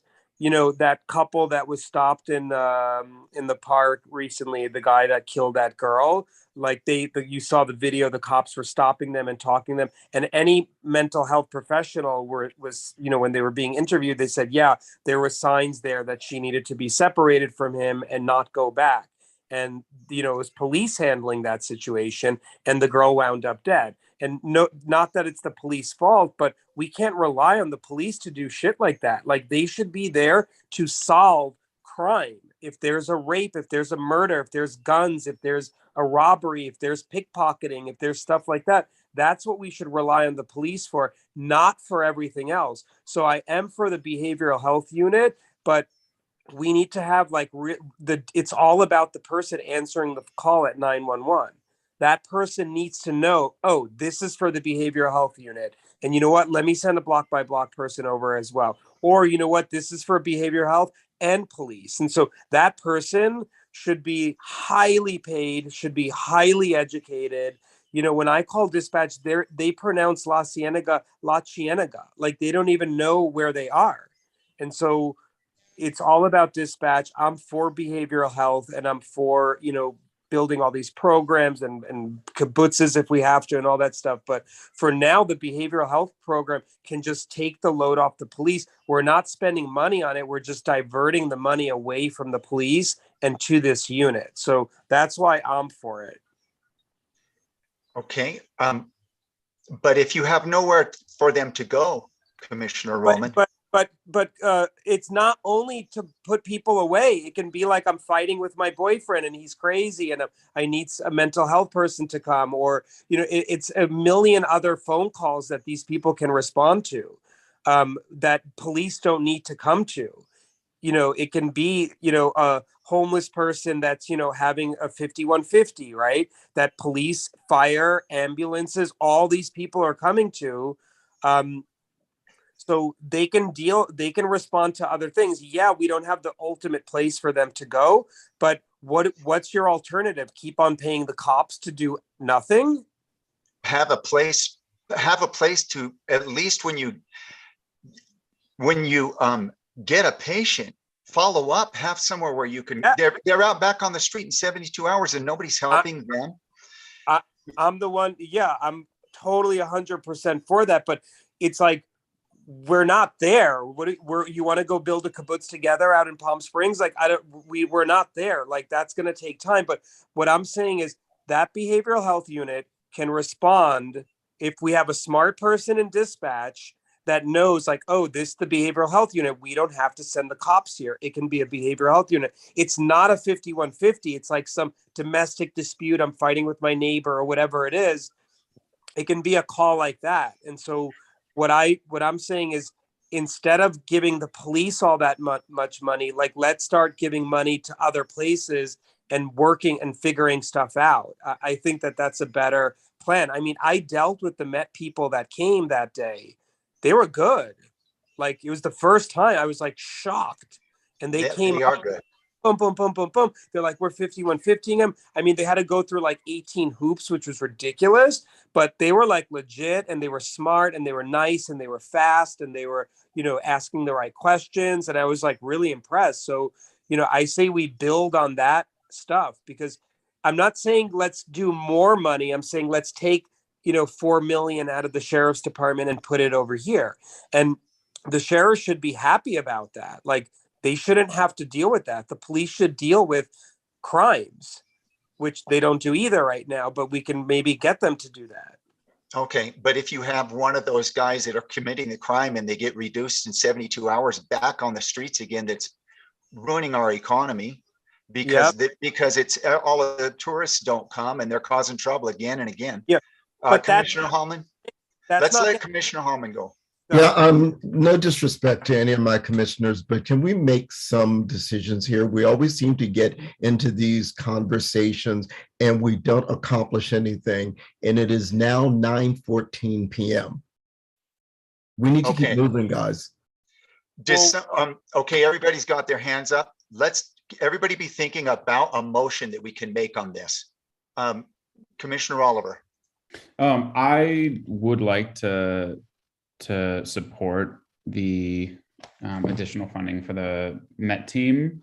So if I don't want to jump ahead of Commissioner Soon-Shiong, but I did want to clarify that I wasn't saying either or, but if we're ready, are we ready, Commissioner Soon-Shiong? Yeah. So I would motion that we, let me look back at the agenda, just for the proper terminology. And Commissioner, I'll help you out a little bit. So the city manager is looking for a list of funding priorities of public safety resources. The list is increased mental health services, support for behavioral health, crisis Chair, unit. that's different. Those notes are just for your commission's reference. What I'm hoping to take out of here tonight is, and I'm going to just make this up for a second, that the Behavioral Health Crisis Unit has been identified as a funding priority by the Public Safety Commission, for consideration by the City Council. And then anything else you all identify as a funding priority. And then if for some reason, let's say you do 4 or 5 different funding priorities this evening, you could also tell me if one ranks first or last, or like some of you have mentioned, we would fund this, but at the expense of that, those types of nuances you could include as well. Okay. Does that help, Commissioner Oliver? It does. So I guess my my motion then is that we identify the behavioral crisis unit as a priority for funding, and yeah, that we identify the behavioral crisis unit as a priority for funding. Second. Aye. Aye. Okay. Let's take a vote on that. Okay, so I heard a second by Vice Chair Roche. Commissioner Balbone. Could I amend that with just a request that also include thorough and consistent follow-up on the dispatch solution, so that's our recommendation. We want to fund that work, and we need to make sure that there's connectivity across the system. So just a friendly amendment that it's coupled with that, because just as we had that conversation, everybody else is going to go revisit that. Absolutely. I think that's a great amendment. So Vice Chair Roche, do you concur? I do. Okay. All right. So back to roll call. Commissioner Balbone. Aye. Commissioner Hallman. Aye. Commissioner Oliver. Aye. Commissioner Roman. Aye. Commissioner Soon-Shiong. Aye. Vice Chair Roche. Aye. Chair Berger. Aye. Thank you. Okay. Commissioner Soon-Shiong. Yeah, I would just like to raise the point that it's difficult to talk about funding priorities without actually talking about the funding at hand. So I'd like to re-raise the motion to reduce the sheriff's contract by 10 sworn officers, unlocking around $3 million to be added to the amount that we invest in social services, and then to have a discussion with the Social Services Commission around priorities that we can invest in. For example, guaranteed income, for example, homelessness, for example, mental health, and the MIT team. And so I'm not sure the exact format that motion should sit in, whether it should be a recommendation to City Council that we can formally write, but I'd like to put that on the table as we further discuss these different priorities and the 4 to 5 outcomes that we'll have in the next, hopefully 10 minutes. And Commissioner Soon-Shiong, did you say 10 officers, just so my notes are correct? Yes. 10. Okay. So you have a motion on the table, Chair Berger. Let's discuss that, because we really haven't discussed that too much. Does anybody have some discussion on this? I just want to say the 10 officers represent the 18% of sheriff's time that's currently dedicated to addressing homelessness and mental health. Okay. Does anybody have, I have some comments on that. We've got 3. Commissioner Roman. Yeah, I'm for that. So yeah, no, I support that, reducing the sheriffs and taking that money and putting it into mental health, behavioral health unit. Or Okay, does anybody want to have any comments to add to this before we, I want to present an alternative. Commissioner Balbone. So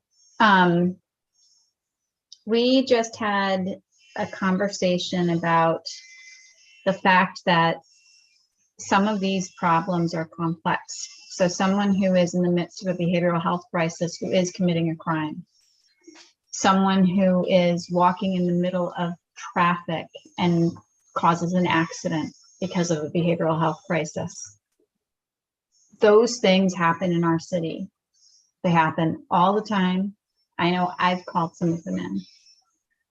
When we say we're going to reduce by 10 officers because officers are spending time on behavioral health issues, I don't think we can reduce 100% of what officers deal with that's behavioral health because of the intersections that folks have talked about at this meeting. So before I vote on anything to reduce officers, I'd like to understand these numbers in greater detail of where there's intersection and have a discussion about that, because that's not clear to me who's going to show up when there is, that we have unhoused people assaulting each other, right? And hopefully some of the services will prevent that. But if they've assaulted each other, potentially someone may have to be arrested for that. Right. And that's something we've got to deal with. So I don't know that I can say 10 because I don't know what portion of what's left they will still have to be dealing with at the sheriff's department. Right. And I just want to flag that that is representative number. So it's not the case that if we reduce that, then no officers will be called if somebody who's having a behavioral health crisis is also committing a crime. There will still be officers who are called. What that number represents is the money that will be unlocked to invest in behavioral health responses. So it'll increase the amount that we invest in social services by over 60%, 63%. And so what that enables is us to have additional budget allocation to have better responses so that we can, as you mentioned, Commissioner Balbone, we need to understand the efficacy of these different interventions. We don't know the efficacy of all of the different social service interventions, but we do know the efficacy of sheriffs responding to crises of behavioral health. I don't know that I agree with you in saying that. So please don't speak for all of us, because we have the same issue of having latency in reporting from the social services aspect as we do with the police. So to say that we don't have, one side has no efficacy, I don't support that. So I just think that before we generalize that, I do need data. Sure, and we don't have it. We don't have data on the efficacy. We don't have data, as you mentioned, on the efficacy of various social service interventions that tells a comprehensive story of what works. But what we do have is historical data on the efficacy of additional funds invested in the sheriff's contract to support outcomes in terms of mental health and in terms of crime that's related to theft, petty theft, grand theft. And we know that further investment in more officers is not reducing those numbers. And so what I'm proposing is a reduction of that investment that we are currently making in officers to solve issues around mental health and homelessness, which would unlock at an increase of $3 million, how much we invest in other social service solutions. That is the trade-off that we are making and that I am hoping to make with these numbers. And I think that now, as we go into the contracting conversation, is an important time to take that stance. Otherwise, retaining the status quo of higher investment in sheriff's officers than in social services will lead to what I fear is the same result of, consistent numbers of behavioral health crises, of homelessness, of the need for additional social service interventions without the budget really to do so. Commissioner Oliver, I think you were next. Vice Chair Roche is next. Vice Chair Roche. Yeah, it keeps moving around. Thank you, Commissioner Oliver. What's interesting is we all have the data regarding how much we spend on the sheriffs, right? That hasn't changed. We all have that number. And that number is $19 million. I'm trying to figure out if we actually see that amount being implemented in a way that we need. I know we have the cops team, the entertainment policing, there's all these programs, but are we really seeing the results from a $19 million budget? To Danny's point, Commissioner Roman's point, there's an incident and suddenly we have all agencies on the floor, when really, I think what we're looking for is more consistent throughout. And the accountability factor is really challenging.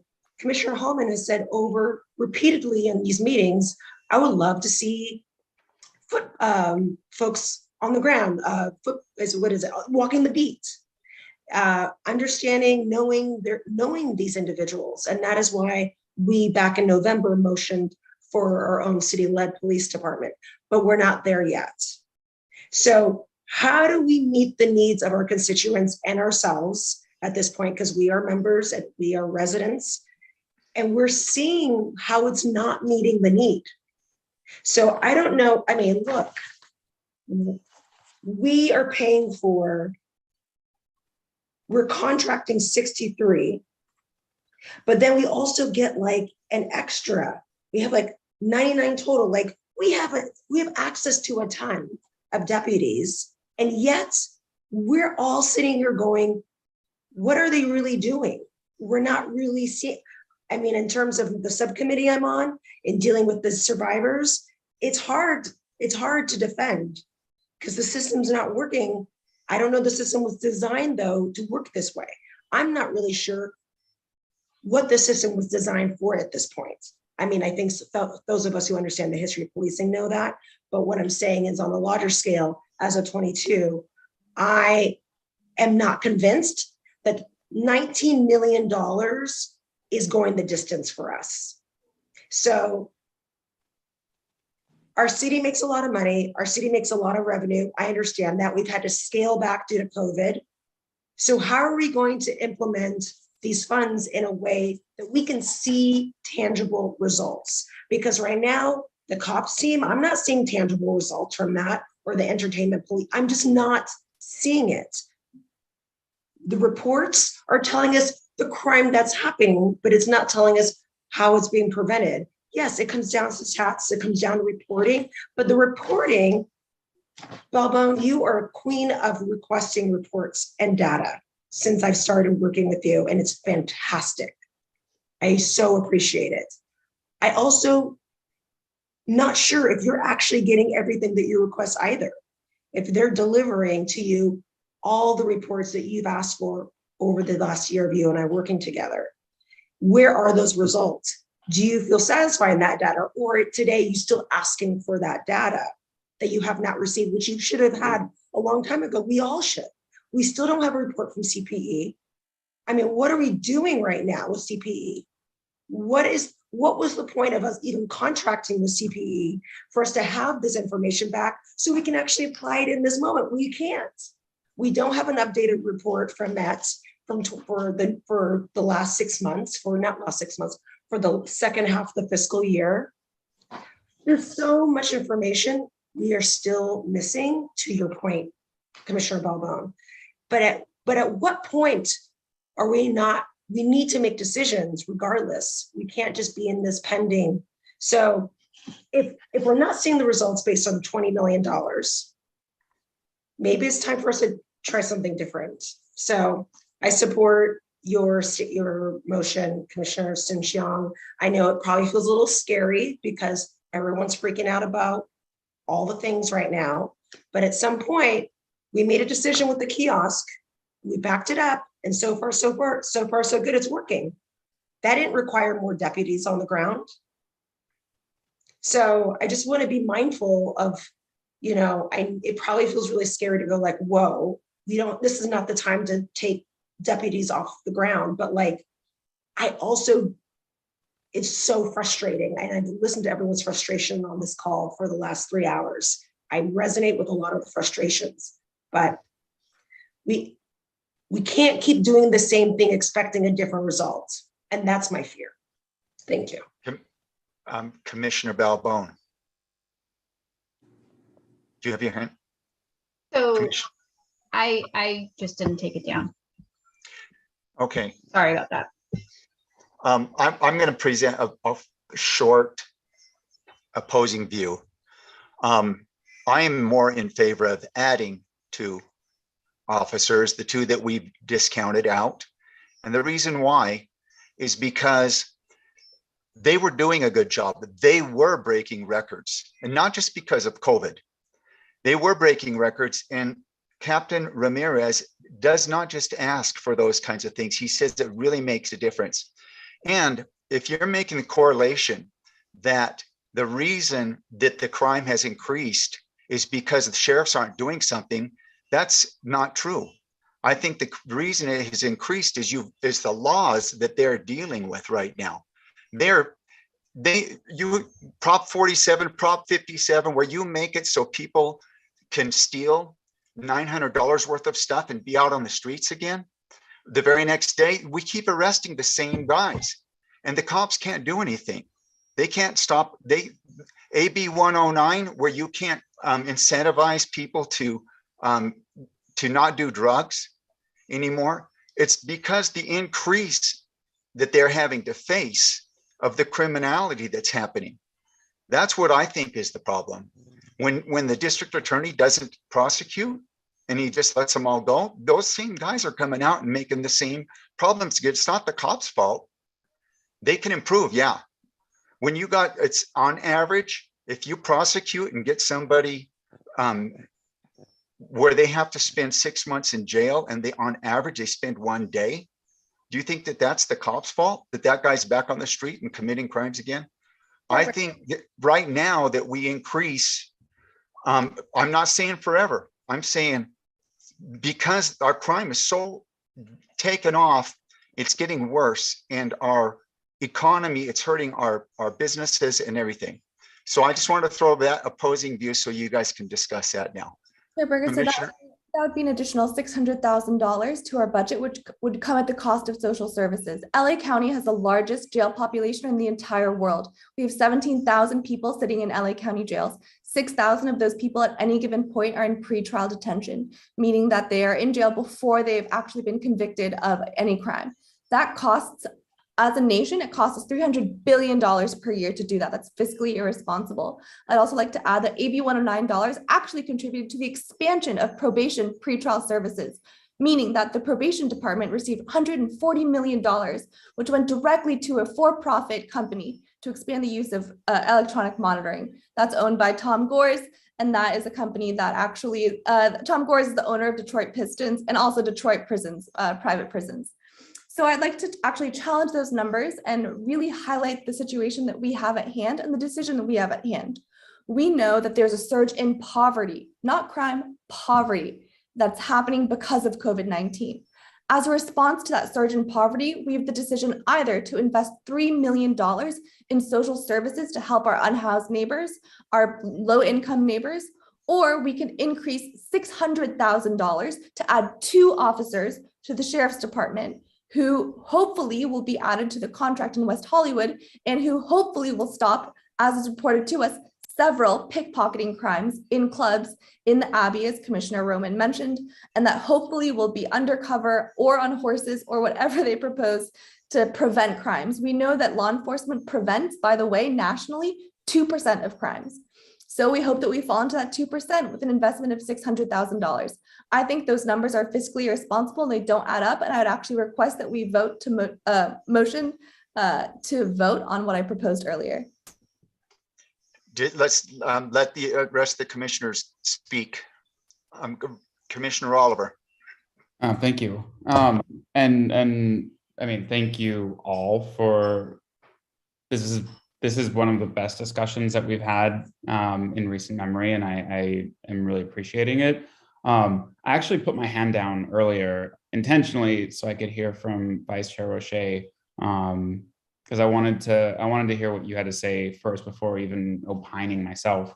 I have been advocating for a change in terms of we talk about boots on the ground, boots on the ground, boots on the ground, and I think that it's something that we're all saying, but it's a matter of which boots. Is it more sheriffs or is it, a variety of boots? And I think, my understanding is that just as we as a community don't want law enforcement officers, in the business of mental health care, they don't want to be in that business either. they don't want to be, practicing, medicine that they're not qualified to be practicing. So it's as we're reimagining public safety, and we're having to think about this in a different way, we do need to put our money where our mouths are. And what is happening now is not working. The status quo is just not working.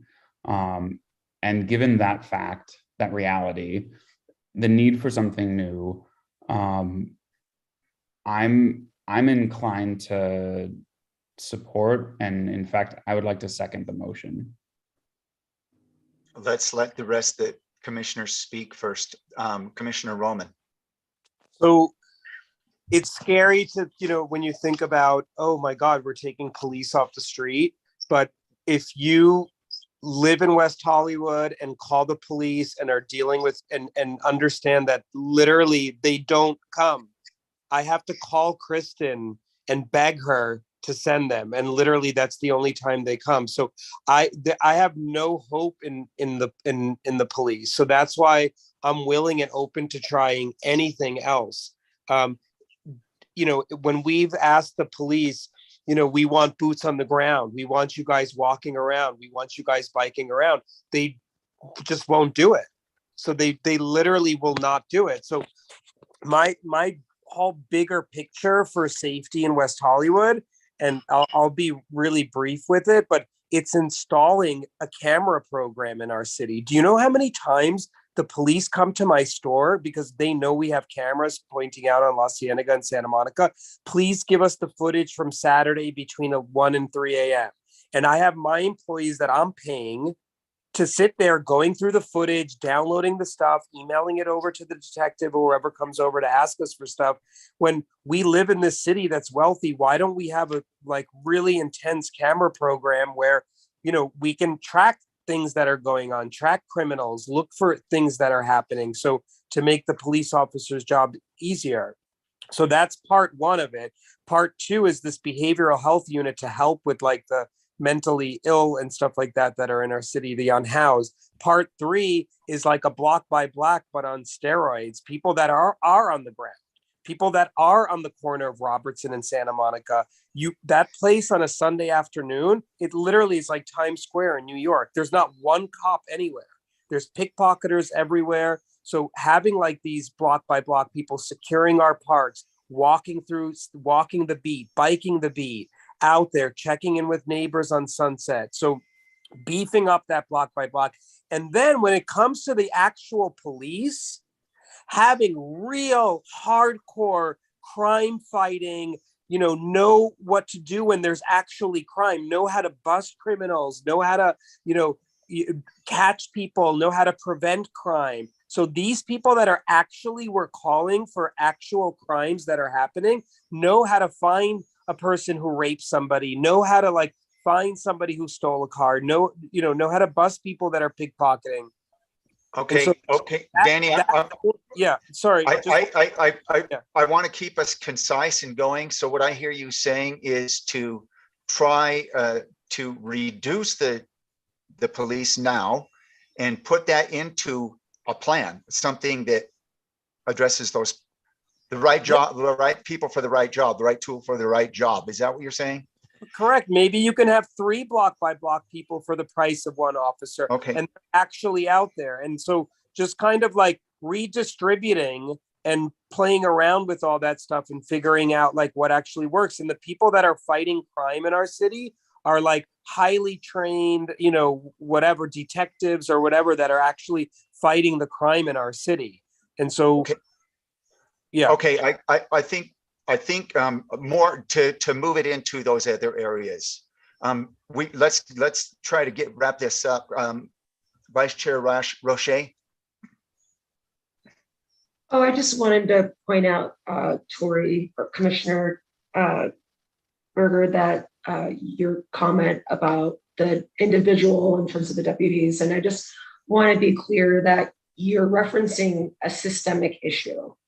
And when we speak about this, we have to be really clear that systems that are at play, they're also creating barriers for the deputies themselves, as well as barriers for those in the community. So I just want to be mindful that I understand that it is a system that the deputies are a part of, and they're also being impacted by that system as well as others. So we just want to be careful. Yeah, that's really. You're totally right. I'm 100% with you on that. It's not the people, it's the system. It's always the system. Commissioner Balbone, let's try to get this going so we can take some votes. Yeah, so I just want to make sure that while we talk about this, because yes, I do love data, and the good news is our city does publish a lot of it. Our budget was $63 million on public services and $25 million on public safety. So anyone who is walking away from this conversation thinking that the majority of our money goes to public safety, it's not actual and it's not factually correct. And when you think about what the city did last year to redirect funds, $3 million were redirected to help people with housing stability during the COVID pandemic. So to me, I don't know that we've made decisions to fund police and the sheriff's department over human services. I think the city has a fairly good history of trying to balance that. And I don't agree with necessarily adding more sheriffs, and I agree with getting more information on what we've talked about, but I will not be voting to decrease the amount of sheriffs until I understand more of what that would look like and where that money would go for more public services as well, because we already have a lot of money spent, $63 million spent on public services. Okay, I think we have a motion on the floor. Did that get seconded, or does somebody want to make a friendly amendment? So Chair, we should have Commissioner Soon-Shiong restate her motion. I believe Commissioner Oliver was our second, but just for the record, please, and then I'll do a roll call. Sure. So given that there was $5 million spent on social services, and we are looking at a $20 million sheriff's contract, of which $3 million or 18% of all officer time is dedicated to supporting homelessness and mental health. The motion is to actually take the percentage of officer time, therefore the percentage of sworn officers who would be dedicated to serving homeless residents and mental health needs, actually reducing that from the sheriff's contract on the order of reducing the equivalent of 10 officers from the contract, and investing that in increasing our social services budget in conversation with the Social Services Commission. So the motion is to reduce the officers which we are contracting for and paying for by 10, and investing that money in alternatives to policing, including additional social services. It's been seconded by 3 commissioners so far. Okay, so for the formal motion though, it's okay for people to agree with you, but we have one person that seconds the motion just for procedure. So the motion's made by Commissioner Soon-Shiong. Commissioner Oliver, will you confirm that you are the seconder to the motion? I second the motion. Okay, so Chair, I'm going to do a roll call vote. Okay, Commissioner Balbone. Nay. Commissioner Hallman.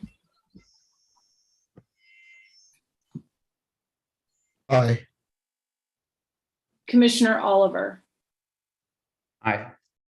Commissioner Roman. Aye. Commissioner Soon-Shiong. Aye. Vice Chair Roche. Aye. Chair Berger. Nay. Okay, so the motion passes. Great Yes, discussion. So just in the interest of time, because we had listed 4 bullet points, one of the 4 was increased mental health services, and I think you all have covered that at length this evening. So I think it would be helpful to staff, so I could forward on to the city manager, your funding priority for block by block. So kind of just very simply, would you like to see more, less, or the same And I did list, the possibility of a West Side kiosk just to kind of jog your memory of our last discussion. So again, just kind of looking for some simple direction on if funding block by block is a funding priority by the Public Safety Commission. Vice Chair Roche. Thank you, Chair. So my first question is, are we able to, by funding it, do we have access to looking at the contract and shifting it slightly? For instance, adding additional services or requesting additional services from the contract. I don't know if it makes sense for us to fund it further if we can't actually adjust it or modify it to meet our needs. So it depends on what you're asking, is the answer. So within reason, if it's within SHEA's purview, with block by blocks rules for their ambassadors, SHEA can change deployment, move times, days of week, location of patrols. SHEA cannot add things like Commissioner Roman mentioned, like pepper spray. So it kind of depends on what you're asking. If you want to make them armed, that's not an option that's on the table. If you want to change deployment, then yes, that's a, the program manager's discretion, who is SHEA. Great, because in our last meeting, we did talk about how we can, we would like to lean on them more to kind of support us in this dockless situation where it's disruptive on our sidewalks for the community members living with disabilities and our senior community. So something like that where I would like to ask them of that service to be like, you would think, but again, I don't know if it's outside of their scope.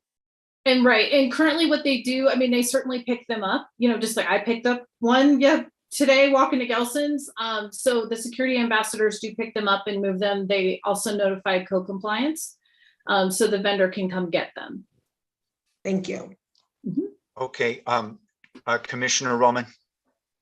So, with the block by block, I don't know that they're our answer, because I would want to have like a force, a company that we hire that can do more, that can answer calls. So if you have a call come into dispatch and it's a neighbor complaining about another neighbor being loud, I don't want us to spend the money to send police over there. I'd rather send a block by block type company to go and knock on that person's door and tell them, hey, look, you need to keep the noise down. So things like that are nonviolent, that they can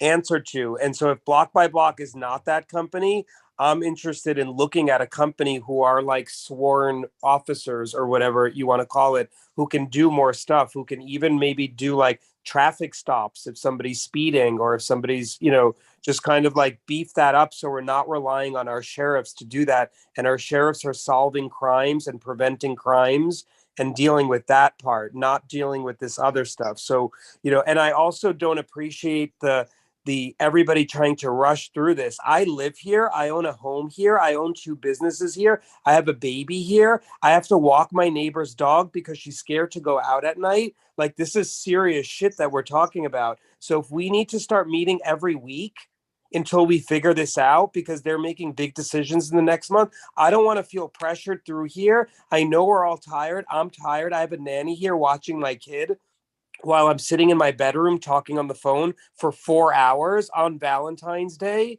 So I don't want to feel this pressure. If you don't want to be a part of this commission, then you don't have to.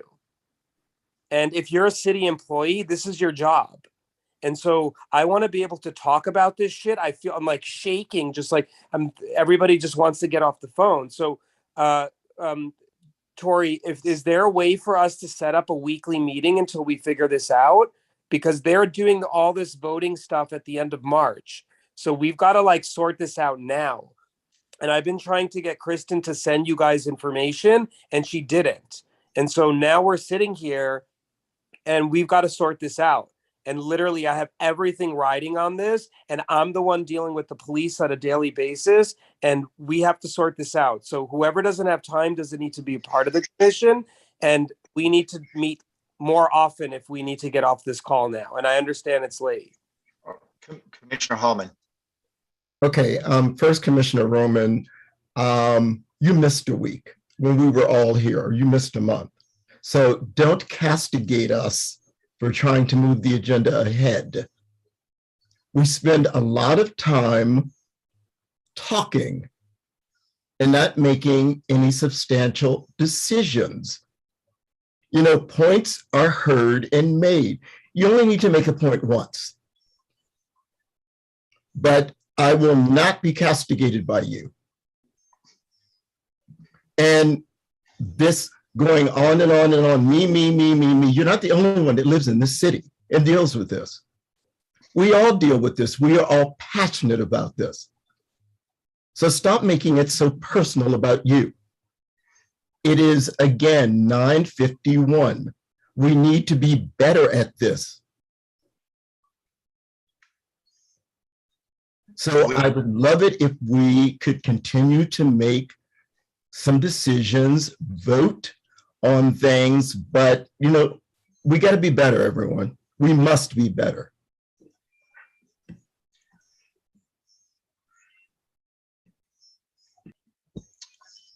I see both sides. I see Commissioner Roman he doesn't want to vote on the block by block without having a different kind of alternative. Can we get something that we can at least move forward with now? Like a motion where block by block, yes, but we can adjust it. We can look into these other possibilities. And on the same note, I agree with Commissioner Roman. I just feel like, man, we talk for 1 month and we go into our soundproof rooms before we come back on the stage again a month later. It's just like the information isn't bouncing back to us fast enough, you know? So I'm not exactly sure what we should do, but we do want to get some priorities kind of set here. And if we want to discuss possibility of meeting more often in shorter periods of time, let's think about that as well. Commissioner Oliver. I would like to see an increase in funding for block by block. I think that they have a role in our city. It's not every role, but in terms of an unarmed, peacekeeping force in our city, I think that they do a great job. They help people across the street. They help people who are intoxicated. They are a presence, their eyes and ears.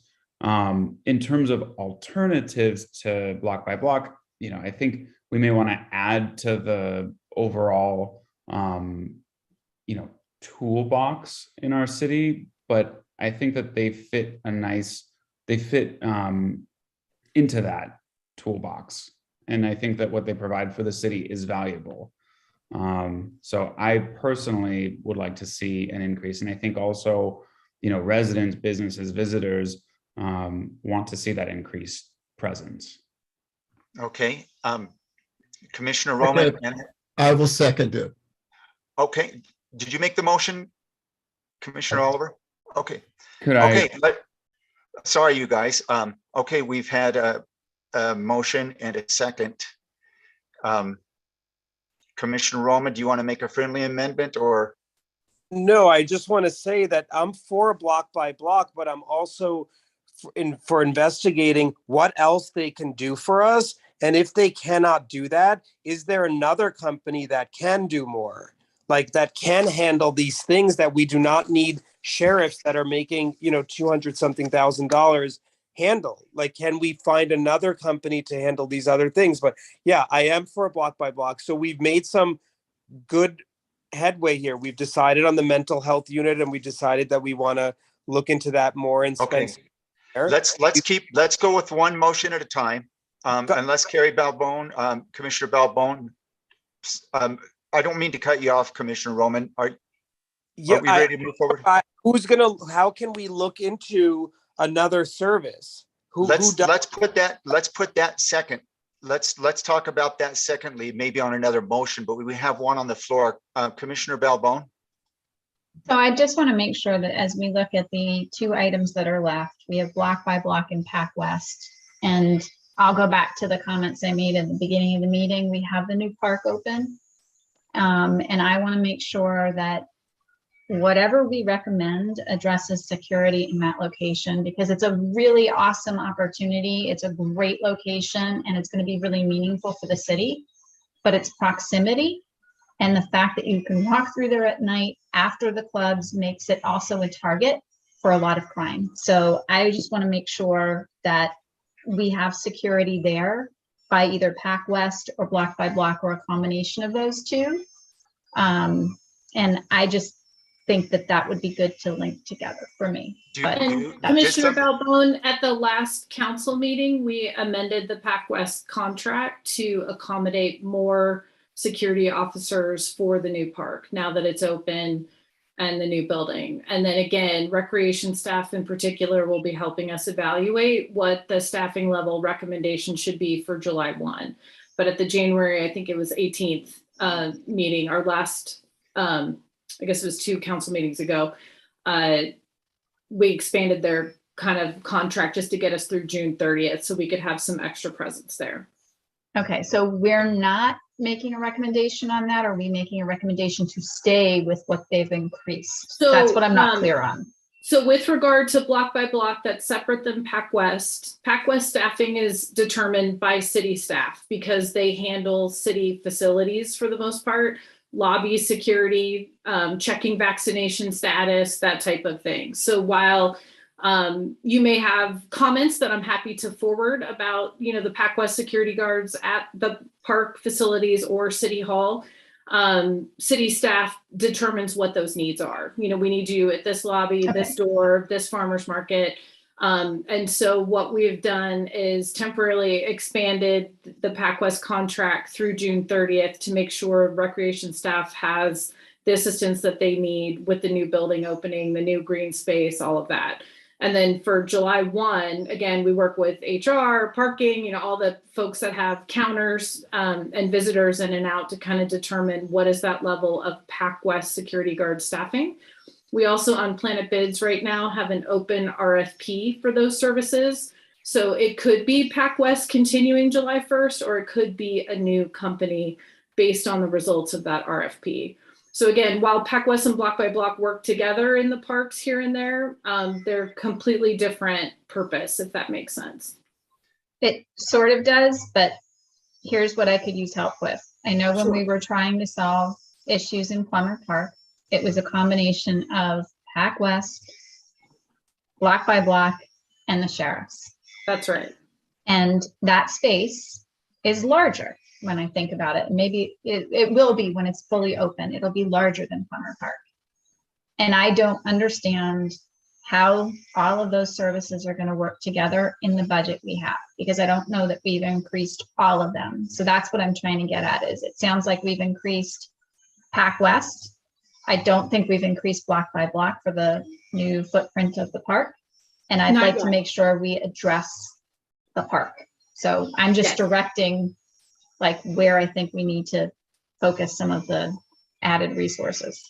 Absolutely. And we agree with you as staff. And, you know, the city has a long history of puzzle piecing the right resources together. And there's usually not one answer. It usually takes a little bit of multiple resources. And that's what we will do again. You know, that's what we did in the park before the pandemic. And now that the construction is done, it's just on a little bit of a larger scale. Okay. Commissioners, if you have something where you can, if you want to weave in a friendly amendment, Commissioner Roman, I don't want to cut you off for your idea, but if you can figure out how to weave it in with a friendly amendment, you can. Otherwise, let's take a vote.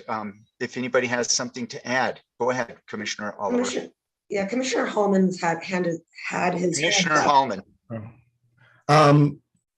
I'm sorry, everyone. I should have lowered my hand. Again, the only thing I'm going to say is, you know, let's make some decisions here. Okay. You know, I think we all have said the same thing repeatedly over and over and over again. So I think it's time to vote. Commissioner Oliver. Just real quick, just a reminder, this is a recommendation, a general recommendation to council that this be a funding priority. So when we vote on that, just know that that is the full impact of our vote. Okay, I think we've had a motion and a second. Is that correct, staff? I didn't make an official motion, so I will motion that we recommend to council that funding for block by block be a priority. Okay. Does anybody want to second that? Second. Okay. Roll call. Commissioner Belbone, Aye. Commissioner Hallman, Aye. Commissioner Oliver, Aye. thank you. Commissioner Roman, Aye. Commissioner Soon-Shiong, Aye. Vice Chair Roche, Aye. Chair Berger, Aye. thank you.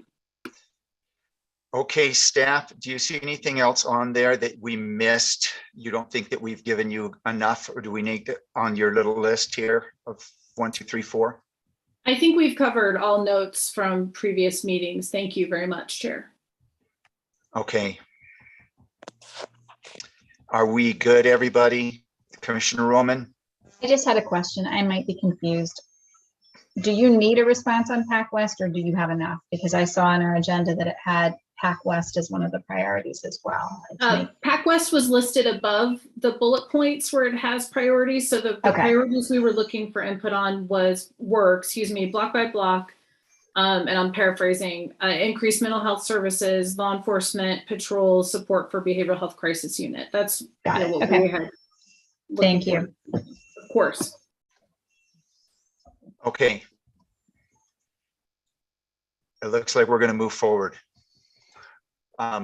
Public comments. No public comments. Items from the commissioner and commissioner comments. No comments. I'll just speak Commissioner briefly. Roche. I know it's a long meeting. And so I just want to apologize now for my tone on this call. I know I get passionate. I know we're all kind of getting worn out. So I just want to, it all comes from a place of passion and care and exhaustion. So I apologize if I had a tone with anyone on this call. That's all. Okay. Any more?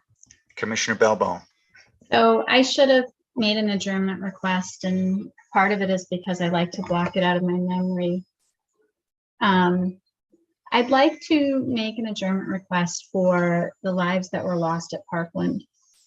And the reason that it's really important to me is my nephew was a senior at the high school. And so today is always a very emotional day because he survived, but nothing's been the same. And it makes me really pause sometimes and think about safety in a different way than I did before that. So I'm a little tired tonight too, but I just wanted to at least add that amendment to remembering those lives that were lost. And just, wish everyone a happy Valentine's Day. Since 4 years ago, it's now been a very mixed holiday for me, but yeah, I just thought I'd mention that because I didn't before, and it's one of those things that I should have said because I committed it to memory and forgot to mention it earlier. So, Commissioner Roman, you had your hand up before. You good?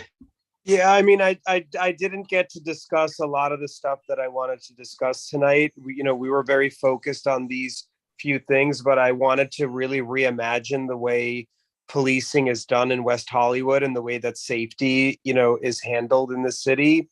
And we were very focused on these few things. And I don't feel positive after leaving this meeting tonight. I don't think that we made any real changes or we're going to be suggesting anything really cool and unique and innovative to council. It's just more of the same. And, it's exhausting. So Commissioner Belbone. One thing that I think we didn't vote on that we may want to just make a friendly amendment, and I know it's 10:05, security cameras and increasing the amount of security cameras should be a consideration, I believe, for the council. And I don't know if we want to make, one more motion, but that has been a request from businesses and from others. And we actually had it, I think, in one of the comments that came in that were submitted to us. I know we didn't get to that topic, but that is something that I do think we have to address when we think about safety in the city. We should have more public cameras. Commissioner Oliver, she made a motion. Did somebody want to second that? Yes. I'd like to amend that if possible. And I don't know if we can we discuss that tonight? I mean, it was technically agendized on 9E. Yes, we can, in theory, move back just a bit, and Okay. I'll put these notes in. Yes. Okay, I guess I would just amend that because that's something I wanted to talk about tonight, but I thought our scope was limited. I would like to see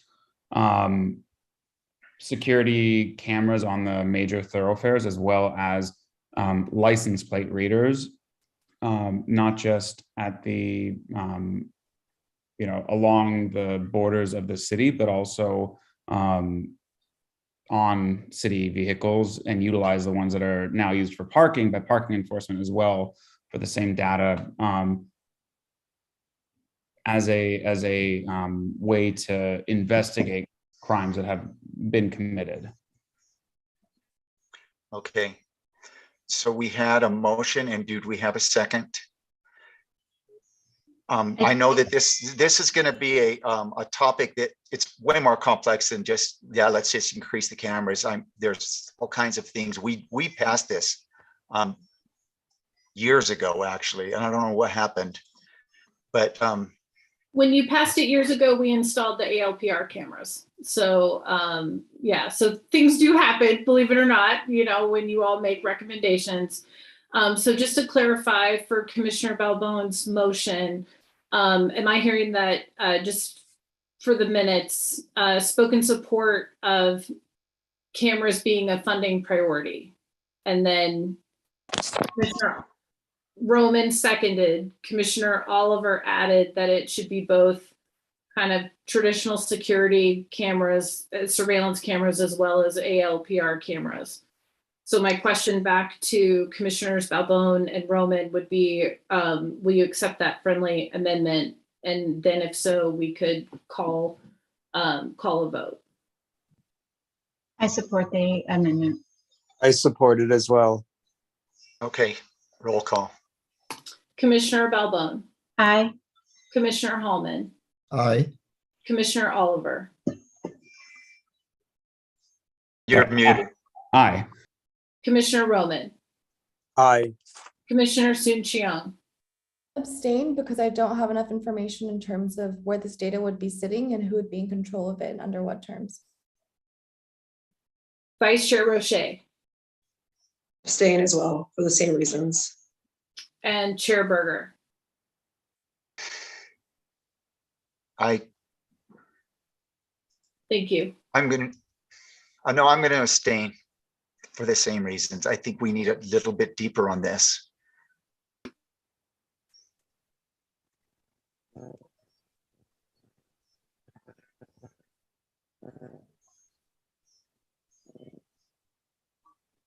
Staff, you're muted. Commissioner Oliver. So sorry, Chair, I wasn't saying anything. So your motion passed with 3 abstentions. Okay. So I just wanted to quickly say that, as we're going through this, we are trying to reimagine what public safety looks like. And the votes, for me, the votes that I took tonight are really not about removing funding, but it's trying to figure out what works and what works in a larger sense for the whole community. So, there are going to be people that don't understand why, we took this vote. And I hope that, we can take the time ourselves and also, in the community to really explain that and explain why it is that this is necessary for public safety specifically. So I just wanted to say that. Okay, thank you. Commissioner, any more commissioner comments? No, I think we did. Oh, Commissioner Hallman. Yeah, thank you. I'll be brief. I think when we have heavy voting issues like this, as we did once before, we had a separate meeting without other reports. Maybe we need to think about doing that when there are very important issues like this at hand. It's just too much to comprehend and also do in one meeting. Also, I'm just going to be blunt. We all are very passionate about being on this commission and the city of West Hollywood. With that being said, I don't think anyone has the right to hijack a meeting for their own agenda. I think we need to be focused and deliberate and stay on track. Thank you. So, as the chair, I can call a special meeting, but I don't want to do something like that unless you guys all want it. That we do another meeting. Do we need more time? Commissioner Roman? Yeah, I support Commissioner Hallman. I'd love to have another meeting because I do want to really dive in and talk about this stuff more. And it's a lot, but I think it's totally worth it and we need to get through it. So I support it. If we do that, we would do it in a week? Is there a consensus that you guys get? Hopefully it wouldn't go as long. We could do it in an hour. But would you guys, is there a consensus for that? Chair, we're certainly here to host as many meetings as you need. That's definitely not an issue. What we do need to identify is what additional do you want to take it from here? So like if it's the reimagining policing conversation, that we have a lot of work to do on that. This is not the end of that tonight. What we were trying to do tonight is just to get some general direction from the Public Safety Commission on how the commission values funding, what the commission wants to then to report back to the city council on funding priorities. And you all did an excellent job with that this evening. So for the reimagining policing conversation, we have a lot more work to do, and that's going to be part of your regular agenda for the foreseeable future. We do need to get through the residential fire discussion unless you all want to postpone that in March to a different meeting. You could switch up what we talk about in March if you like. Okay, so we have 3 items in the March meeting, and they are important as well. Is there a consensus for adding another meeting between now and our next meeting? To be determined. We would send out a poll for you all if you do want to do it. You can just raise your hand, or Vice Chair Roche? I have no problem with the next meeting as long as it's absolutely clear what the focus is. When I recommended the special meeting prior, there was an intention and clear purpose. So I know it's late and it's hard for us to come up with that at this moment. So maybe it's something we discuss at the next meeting, but I don't know. Do we have any other deadlines? Do we have any deadlines prior to council meeting? No. What will happen, and again, your March meeting, you'll be able to talk about this more, is staff generally gives the city, and certainly what you all did tonight will be reported back to council and the city manager. Staff generally gives their recommendations to the city manager for funding priorities around the time of your March meeting, kind of in mid-March. And then at that point, the city manager does a draft budget, which is then sent, the next discussion goes to the council budget subcommittee. After the council budget subcommittee meets once, maybe twice, then it goes to the full council for consideration either in late May, early June. So we're Okay. still doing okay on time. You know, for us, if you kind of miss the draft city manager's budget, it's very hard to add something at that point, which is why we were having this discussion first last month, now tonight. And if there's any additional follow-up, you're still okay at your March 14th meeting.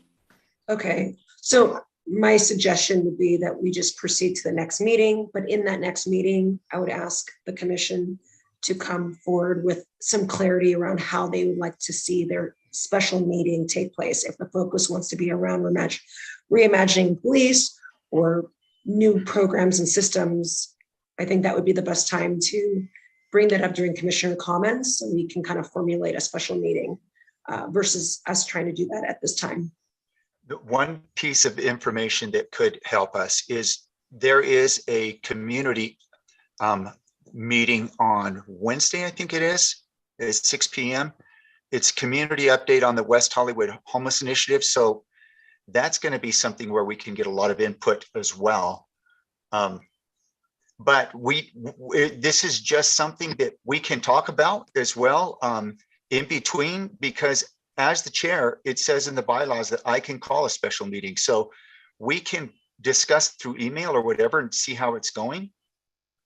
And then Commissioner Oliver, do you have one more? Just real quick, I think when we do this special meeting, if we get one on the books, it would be helpful if we allocated a certain amount of time per item, like let every commissioner put forward ideas and then limit, if discussion goes beyond that we'd move on to the next one at some point, because otherwise we're going to be in this position over and over and over. I would be willing to try that if everybody else wants to.